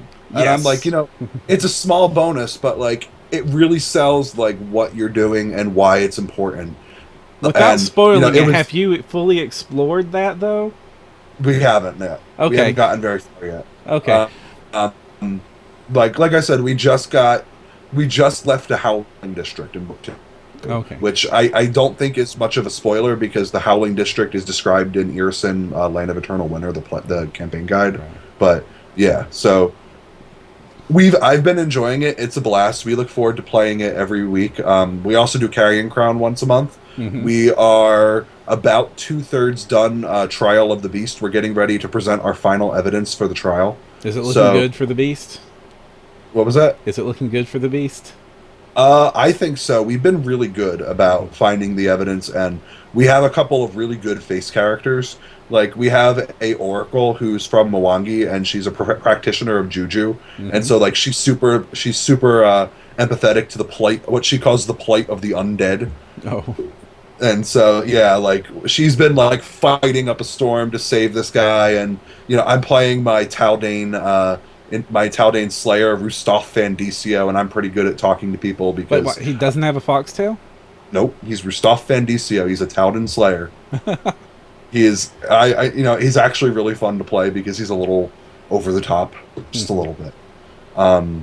Also, I'm doing it's kind of like Rolandiro, but it's not. Like, it's just regular old sword and board. But so I'm running around as a Slayer, bashing people and sending them flying across the battle map. It's pretty fun. My group over in Reign of Winter is equally weird.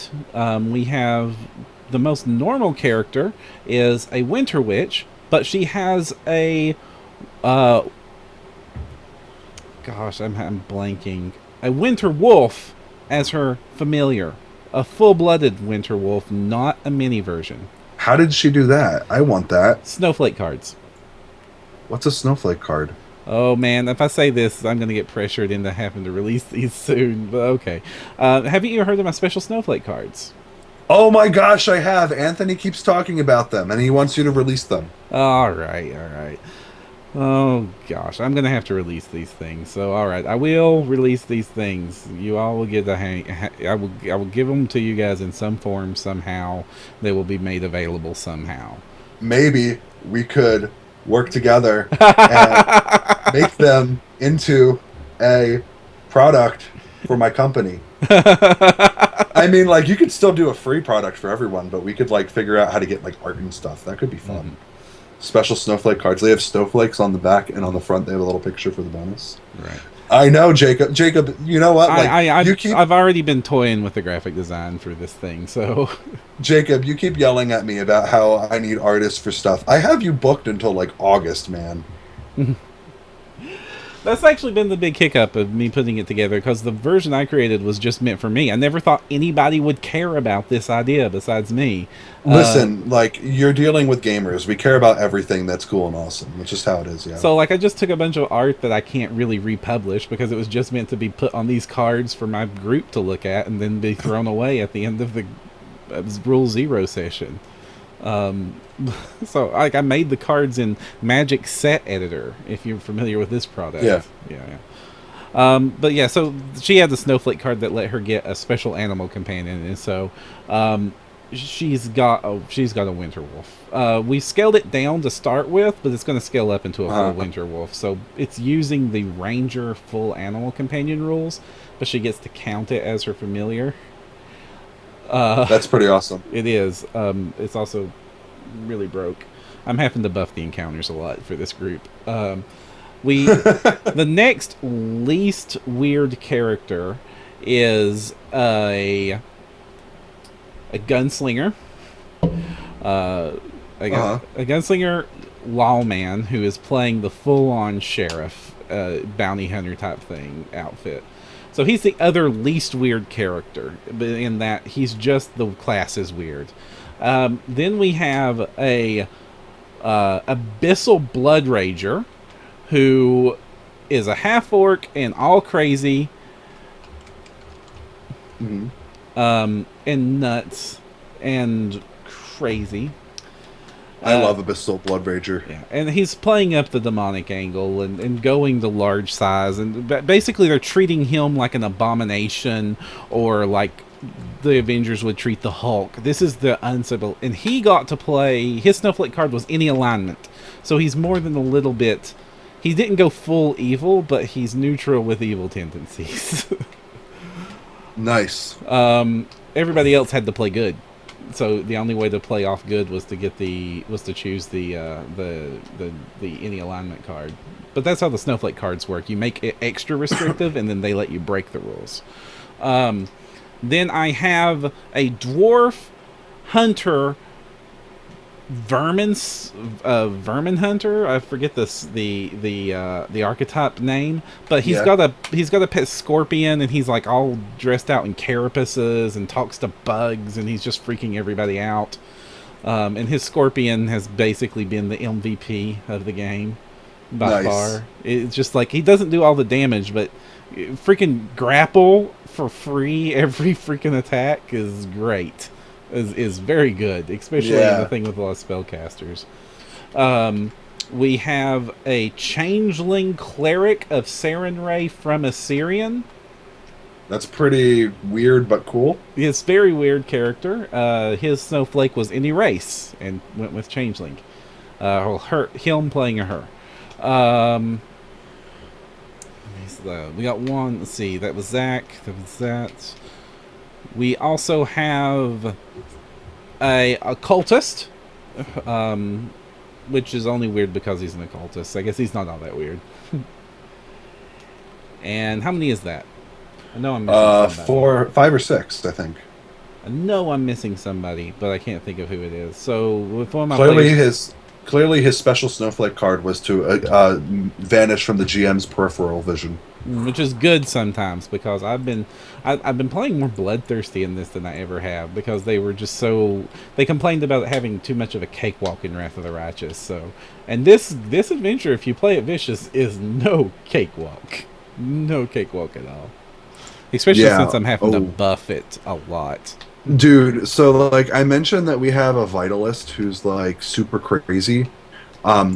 Because of how the Vitalist special abilities work, he actually can't heal James's Dampier, because he can only if he transfers positive energy, it's still positive energy. Right. So like we've all been like, oh yeah, like we're pretty decently healed, and James is like, oh my gosh, I'm dying. it's been really funny because like we've had a couple encounters with like ice trolls and stuff that have nearly killed him, like come really close. Like we could stabilize him if he goes down, and that's about it. But he took that Dampier feat where he can drink people's blood to heal his hit points or gain temporary hit points. So he's running around drinking people's blood, and our party is really weird alignment wise because we have lots of different alignments, but our party balances at neutral. Like my character is neutral good, but James's is neutral evil, and our cleric is lawful neutral, but our blood rager is chaotic neutral, and then both our bone nomad and our dwarf shaman are neutral. So we perfectly balance as a neutral party. We have lots, but like no one does anything good if I'm absent for a session. Like everybody reverts to like his evil because I'm not there to balance them. Or like ever since my buddy's cleric, ever since he's been out, we've been much more chaotically slanted because there's no lawful person to say no, we probably shouldn't do this. Well, I mean that's always good when the party is completely on their own and selfish. This adventure makes sure that that's not going to be a problem. It really does. I don't know if you've encountered that yet.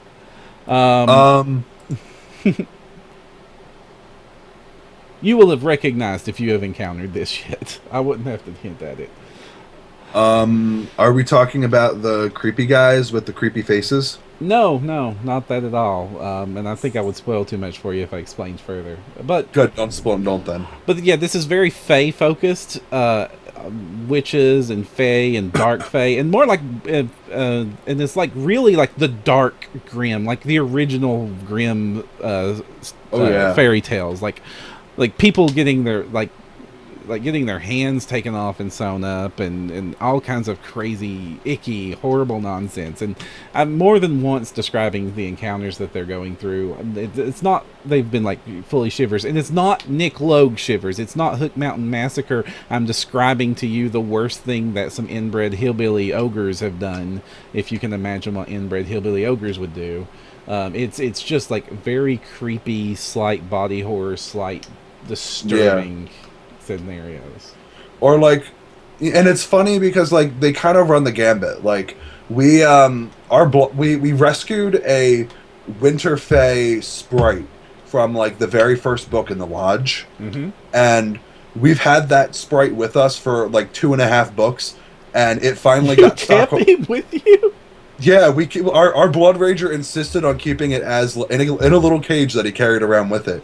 But we were all like, dude, we need to murder this thing. Like literally every fight, at the beginning of every fight, every time we walked into a room, it would scream and shout and alert every enemy that we were coming. It was obnoxious, and we all wanted to kill it, but no one wanted to contest the scary blood rager for it. So eventually, he like. They thought that this like the other Fae thought that this one had gone traitor, and they were going to execute it, and our blood rager saved its life, and so now it's his familiar. My player, that's a good way to do it, and my familiar's a great choice. My players have also kept a monster as a thing they're trying to keep as a pet, and it's not Tenpenny. Tenpenny was a party member for a brief time in their game. But they have kept a Mandragora in a bag. And they're trying... and because they just came out of Wrath of the Righteous, they're like, we're going to use the reclamation rules. We are going to convert this thing to a lawful good character. That's funny. My bard has... like, just the silliest things have happened throughout the game where I always end up accidentally seducing monsters. Okay. So we we ran into a room and there was a troll, and I wanted to try to get the troll to not attack us so we could try to sneak by it. So I cast Charm Person on the troll, and our GM rolled the save and rolled like a natural 1, and Robin is awesome. Like she's fantastic. And so she says, well, the ogre rolls so badly on its save that you're actually the first person that it's ever had these sort of like platonic feelings for. And because of that, it confuses them for love and walks over to you, and the troll picks you up and starts caressing you, like petting you, like as if you were a pet. And so now, literally, like the combat starts, and the entire combat, the only thing I'm doing is sitting there singing while being held by a troll, and it's terrifying. And so when we finally got out of combat, I was like, all right, I need to get out of here, but I don't really want to murder it. So I'm going to feign dead because I'm a sing-focused bard. I have a bluff skill of like 12 at like 4th level or whatever. I'm going to pretend I'm dead. And so I pretend I'm dead, and there's a dwarf in the party, and trolls and dwarves hate each other because giants versus dwarves.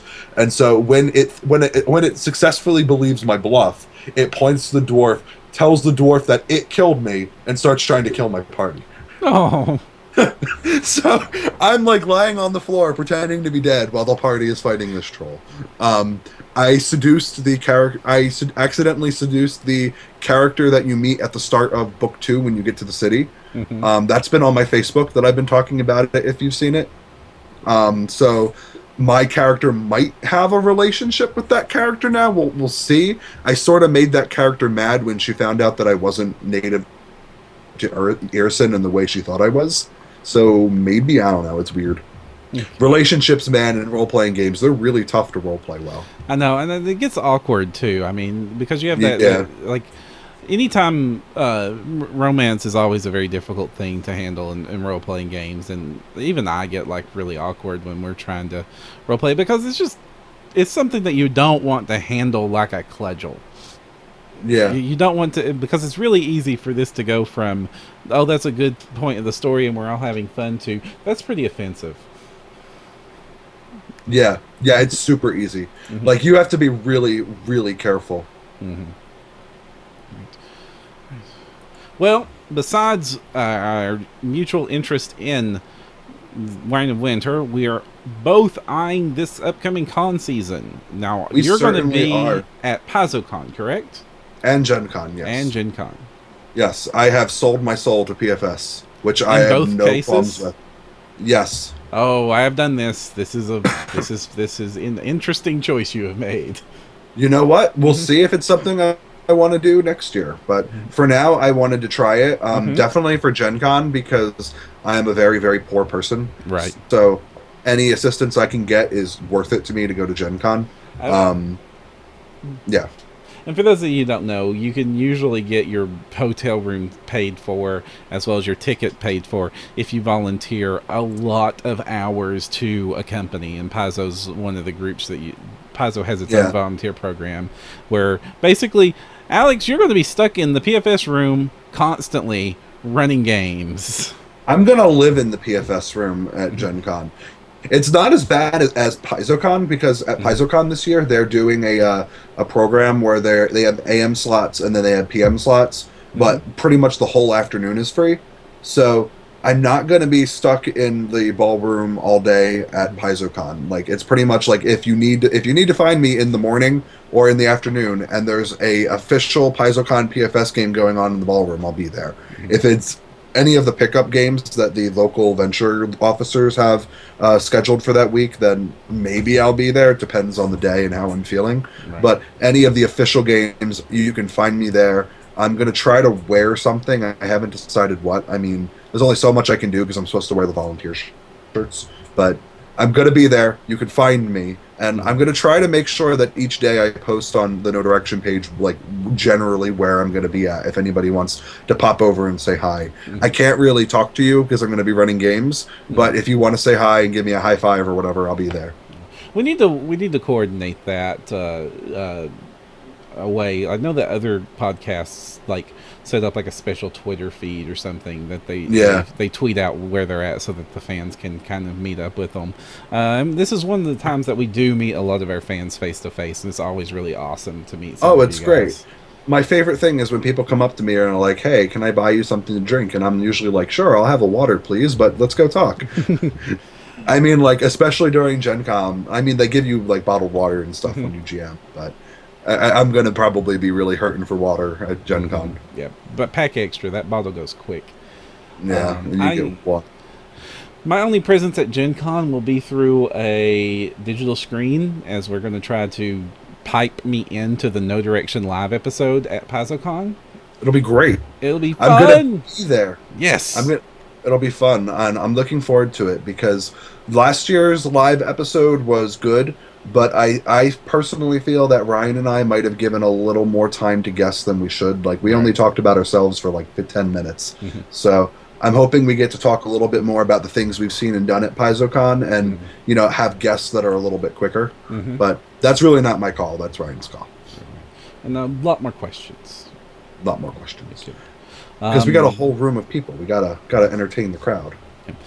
Justin P. Slutter is suggesting that you wear a foxtail. I will also add ears to that equation. You know what? Last year I tried to find something, but I can't find anything that fits. So Justin, if you can find a place that'll make like custom hats, because normal hat sizes in America don't fit me. I haven't been able to wear a hat since I was 10 years old. So you too have to order the extra large hats, don't you? yeah, so if you can find a place where I can order fox ears and a foxtail, I mean, I'll do it. It's not really my thing in terms of like that particular fan base, but I have no problem. Like, if it helps people find me, whatever. I will also be at Gen Con, and I will also be a slave, but I will be a slave to our recording equipment. You will find me camped out in the seminar room, which is ICC 212, which is where Paizo seminars are going to be. You'll pretty much find me there whenever you want to find me.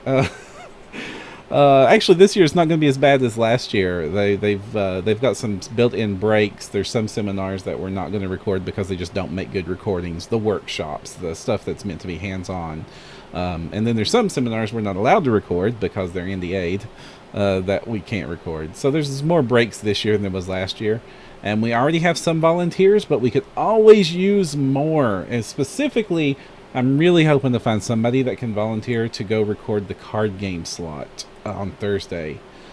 Preferably somebody that knows something about the card game and would enjoy hearing about it. Yeah. I feel like one thing that I'm going to try to get Anthony to do, I feel like Anthony should be doing more blogs on our site about the card game. Because Anthony is the ACG Venture Lieutenant for his region in Boston. And, like, I mean, I know nothing about the card game. And he's kind of got the most proficiency in it of anybody in the group. I don't want to throw him under the bus on the episode of the show he's not on. Oh, who, Anthony? Yeah. It's like, I will. You know what, Anthony? You can throw me under the bus anytime you want. I'm going to throw you under the bus this time. Right. It would be good. It's going to be a big bus with the no direction compass on it. It would be nice to have more card content, because it's one of the areas of the Pathfinder fan base that we would like to cover, but we just don't have a lot of experience in that area, except for Anthony. But even then, mostly we're focused on the role-playing side of things, and there's not as much crossover in those two areas as I expected there to be. No.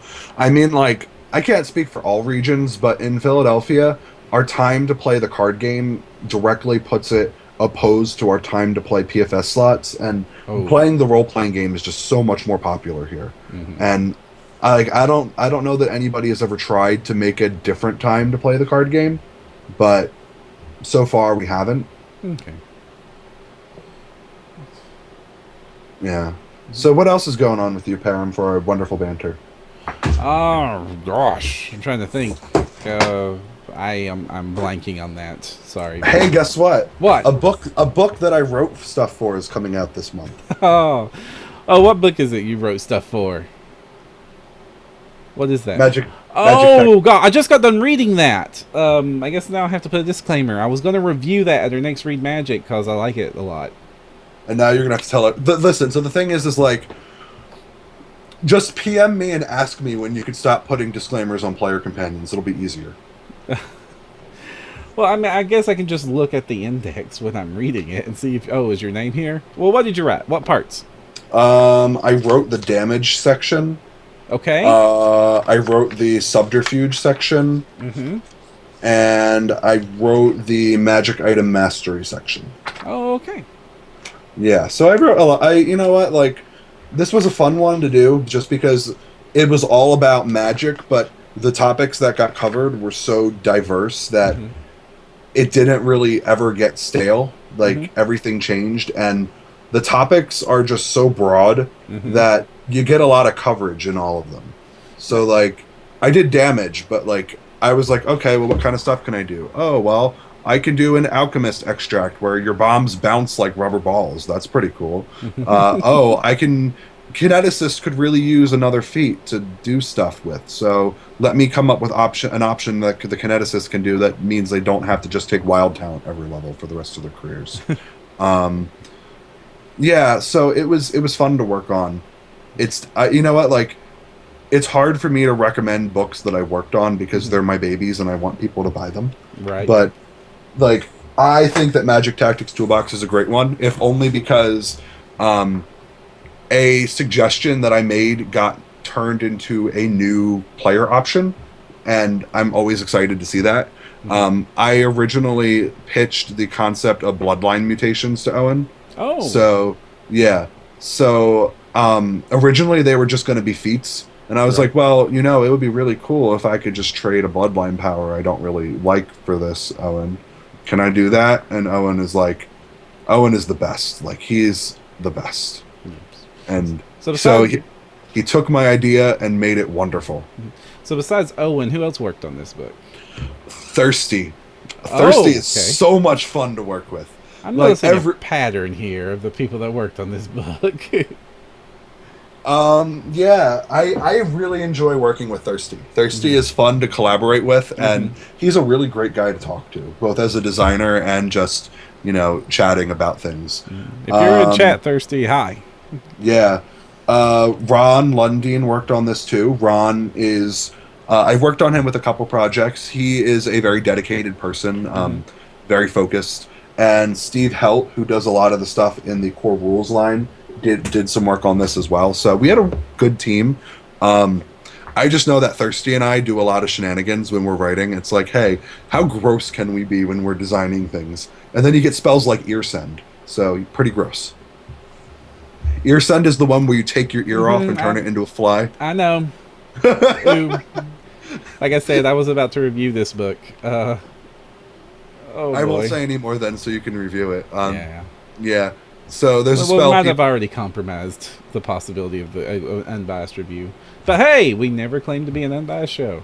Listen, every time you review something that I work on, you have to make this disclaimer, so it's fine. Right. I mean, Anthony works on stuff all the time too. I guess it kind of comes with the territory. I tell people all the time, listeners, that if Perram really wanted to and had the time, he could totally write for Paizo because they would take him in a heartbeat.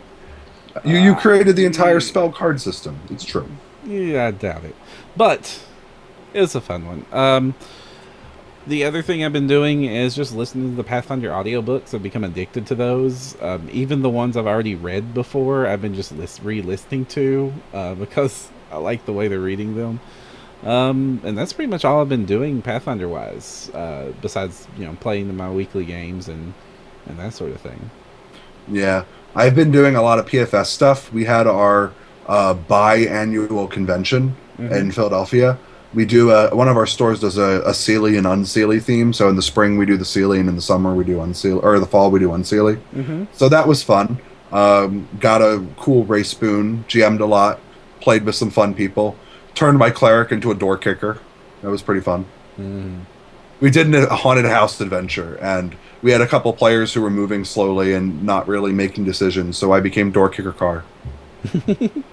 Where it's like, the light of the Dawnflower will protect me against these horrors. Who was playing in our Emerald Spire? Who was playing the dude that just knocked everybody's door in? That was Anthony, wasn't it? Yeah, that was Anthony. That was his Nagaji paladin. Yes, yes. Remember he said, I block it with my fist, my face? Yes. All the time. Every time Anthony would get attacked by everything, he would go, I parry with my face. And, like, if you ever get the opportunity to play with Anthony is like such a quiet and unassuming guy, but when he gets into role-playing mode, he becomes a character, and he's great. I love playing with Anthony when on both of the opportunities I've had. All right. Well, it's getting late. I think it's time that we wrap this up, guys. We'll be right back with wrap-ups and shout-outs.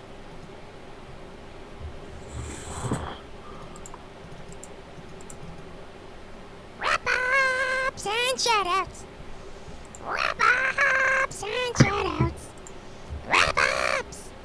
Wrap-ups and shout-outs. And we're back. Thank you very much for joining us on episode 133 of No Direction. I would very much like to thank the representatives from Trapdoor Technologies for joining us, as well as our special insert emergency co-host, Alex Augunas. Thank you, Alex. Anytime. That's one of the advantages of having a bunch of people in the network, right? Yes, definitely. I love having a network and not just being Ryan. Network is awesome. And the network has become huge. We've already talked about this several times, but we've got, gosh, I need to pull up the full list of names. So we've got Monica Marlowe. We've got... Andrew Marlowe. Andrew Marlowe, please save me. Please save me, Alex. James Ballard. And James Ballard. Sorry, guys, for messing up your names. I often do that when I'm called for any name on Earth on the spot of my tongue. I can barely give you my last name if you ask for it immediately. And I've just been sent very random GIF images from fans. Okay, guys, that's funny. But... All right, but the other thing I want to shout out too is that PaizoCon is just days away from this recording, so the next time you hear from us will probably be post PaizoCon or live at PaizoCon. But do keep your eyes glued to our webpage, our Facebook page, or our Twitter feed, because we will be spamming out those announcements the second they're made. So if you want to know what's going on with anything announced at PaizoCon or any of the huge news, you really need to be paying attention to No Direction, because that is what we do, and we do it very well, if I would like to say so myself, because we're usually the article that gets quoted everybody else. It's true. All right, guys. Every single time. And it's fun, And I do you have any... Well, I don't know, that might be cheating to ask you, but I'm kind of clueless as to what might be announced this time. I usually have an inkling of where they're going, but this time I'm just sort of... I don't have guesses. I don't have a guess. I don't have any idea what they're going to announce for the Gen Con product. Okay. I know... But you can't talk about the PaizoCon. Gotcha. Yeah, no, I know only a couple things that haven't been announced yet, and I don't know when they're going to announce it. Right. But honestly, the thing about Paizo is, like, they're kind of at the point now, at least through my observations, not really as a freelancer, but as someone who constantly reviews their works as a third-party publisher and as a blogger, they're sort of at this point in their career now where they've hit all of the major topic areas that 3.5 did, and they sort of need to figure out their own path going forward. They have two major product lines that they constantly iterate on and improve, which is the Adventures line and the Ultimates line. And you can usually make a pretty good guess about things that they might announce based on things that have sold well as player companions and as campaign setting guides. One of the things I would not be surprised to see is some kind of technology or space-themed book. I could see them doing a Technic Adventures, being like, hey, we're going to go and do a book all about, well, what if you want to play a cyberpunk game? What if you want to play a steampunk game? How would you alter the skills? I don't know if that's something they'll do right away, but in looking at the threads, I feel like they definitely realized that there was an itch with the technology guide, even if that isn't a universal itch. Like, there's an audience for it. I think that we're probably going to see going off of the pattern they've been doing, it's usually been bestiary codex, so maybe a codex of some kind. I don't know what they do. I know a lot of people want NPC codex too. So yeah, me too, because I want the not core classes. Yeah, but I think the tricky thing about doing bestiaries is that books like that only cater to a small percentage of the game, 1 out of every 5 realistically, whereas... But historically, they buy more than the others combined, as market trends show. Yeah, I agree with that, and I think that also has to do with the fact that where players are fickle and will buy things for 1 or 2 things they like, and they wait until things they like are, like, they know things they like are in a book, GMs will just consistently buy things that they need to run the stories they want to tell. But I also think that going forward, we're going to see more books like Ultimate Intrigue, where they are a healthy combination of player and GM supplemental material that makes sense for a given theme. So I wouldn't... The direction they took with Ultimate Intrigue and occult adventures, where it's like, here's a play style, and we're going to support a play style for a theme of game. I Yeah. hope they keep going down that rabbit hole, because I think they can totally mine that some more, at least for a couple more books for sure. Oh, easy. I mean, And they've been great, haven't they? they've been amazing. Like, I mean, I don't know if they'll ever do an Oriental Adventures, but that seems like an obvious choice to me. However, I kind of get the feeling that maybe Jade Regent didn't do as well as they wanted. Maybe we won't see that, but I personally would love an Eastern Adventures book where, it was just like, I mean, Ultimate, not even Ultimate Intrigue, actually. Occult Adventures had so much Eastern flavor. I loved that book for it. Like, you have the On My OG, you have parallels to the Wujangs from, 3.5. I feel like doing books that focus in a little more on just the non-European centric mythologies would be really cool. I don't know if that's something they would do. That and the recent bestiaries, there's been a whole lot of like South Asian, like the stuff you don't normally see in popular culture showing up, and that's always been really great, and it's been super flavorful. So I hope they keep going. So yeah, something like that would be great. I don't know. I still want to see like a wilderness like type thing, and like a nature adventure-y, like, so I can get my Tolkien on, so I can have an adventure where everybody spends like 5 years traveling across the country. Kind of like almost like Frostburn, except for all environment types. Right. I want to be able to do Pathfinder Oregon Trail. Darn it. I mean, the one thing that I don't know if it's what they want to do, but the one thing I really want to see is a sequel to Pathfinder Unchained. Ooh. I feel like there's still room to fix some of the classes that didn't get touched upon in Pathfinder Unchained, especially for the purposes of like organized play and whatnot. Okay, what class would you fix? What class would you unchain? Well, I know that you've unchained classes in your third part. I have. But which one would you like to see Paizo publish? Bard, definitely. Bard needs to be unchained so bad. It's not even because the Bard is a bad class, but it's because the Bard has no built-in options. It's got versatile performance, and that ability sort of invalidates itself by 10th level, because your skills start double dipping unless you take a very specific performance path. Like, you take certain performances a certain time so that you don't overlap at all. I think Bard needs a fix. It needs just, not even a fix, it needs diversity built into the class. And their archetypes, they usually are really hard to do the archetypes because they all like to get rid of the same things. Oh, yeah. Like, I did an article about that last week, as a matter of fact. Fighter needs an official rebuild that has the combat stamina system built in. I get what they were trying to do in Pathfinder Unchained, and I think that for the space allocation that they probably got for it, it worked. But I feel like it's time now to give the fighter his moment in the sun. Cavalier is kind of boring. It's not even a bad class. It's another class that has one option, and that option doesn't really affect the class much. And to that regard, the Samurai could use the tune-up alongside of it.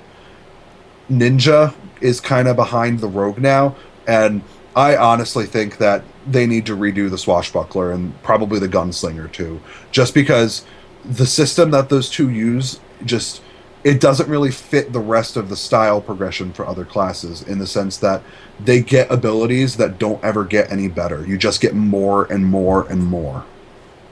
So if I had to pick my battle list, those would be my top priority. It would be Bard, Fighter, Cavalier, Samurai, Ninja, and the one I just said, Swashbuckler, Gunslinger. And if I had to throw one more class in there, I would say Cleric, because Cleric is kind of boring. Druid kind of fits that mold too, but at least they can pick a whole bunch of cool animals with wild shape, and they get animal companions that can make them different.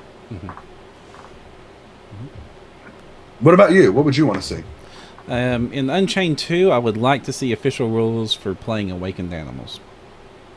Yeah, I can see that. Because there's so many stories in pulp and fantasy and fairy tale where you have not anthropomorphic animals. We have enough races that do that, but just like a freaking animal that talks and is intelligent and is a party member. that happens a lot, and there's ways to do it in the game currently, but there's no like officially sanctioned way for a player to easily do it. You always have to just let the GM let you race up an animal. Do you think that they could do like a fairy tale adventures? That would be you mean like some grim adventures? Oh, they could call it Grim Adventures. That's really cool. I would love it. Great. Yes. That's boom. We have our wish list. Grim Adventures. Like, I mean, like, I don't even know, like, if you would bother to put a class in and on that, like, archetype, sure, but you know, you have like have a combination of the monster hunters and like the hunted, like almost like Pathfinder Supernatural. That'd be pretty cool. Mm-hmm. Well, haven't you already done a Pathfinder Supernatural, Alex? I did, but just because I did it doesn't mean other people shouldn't do it. Mm-hmm. All right. Well, I think that about does us. We've been running for 2.5 hours, which is about where this show usually goes. So, until next time, I'm Jefferson J. Thacker, also known as Perram. I'm Alex Augunas, the Everyman Gamer. And if you want to find the path, you need no direction. Bye, guys. Take care.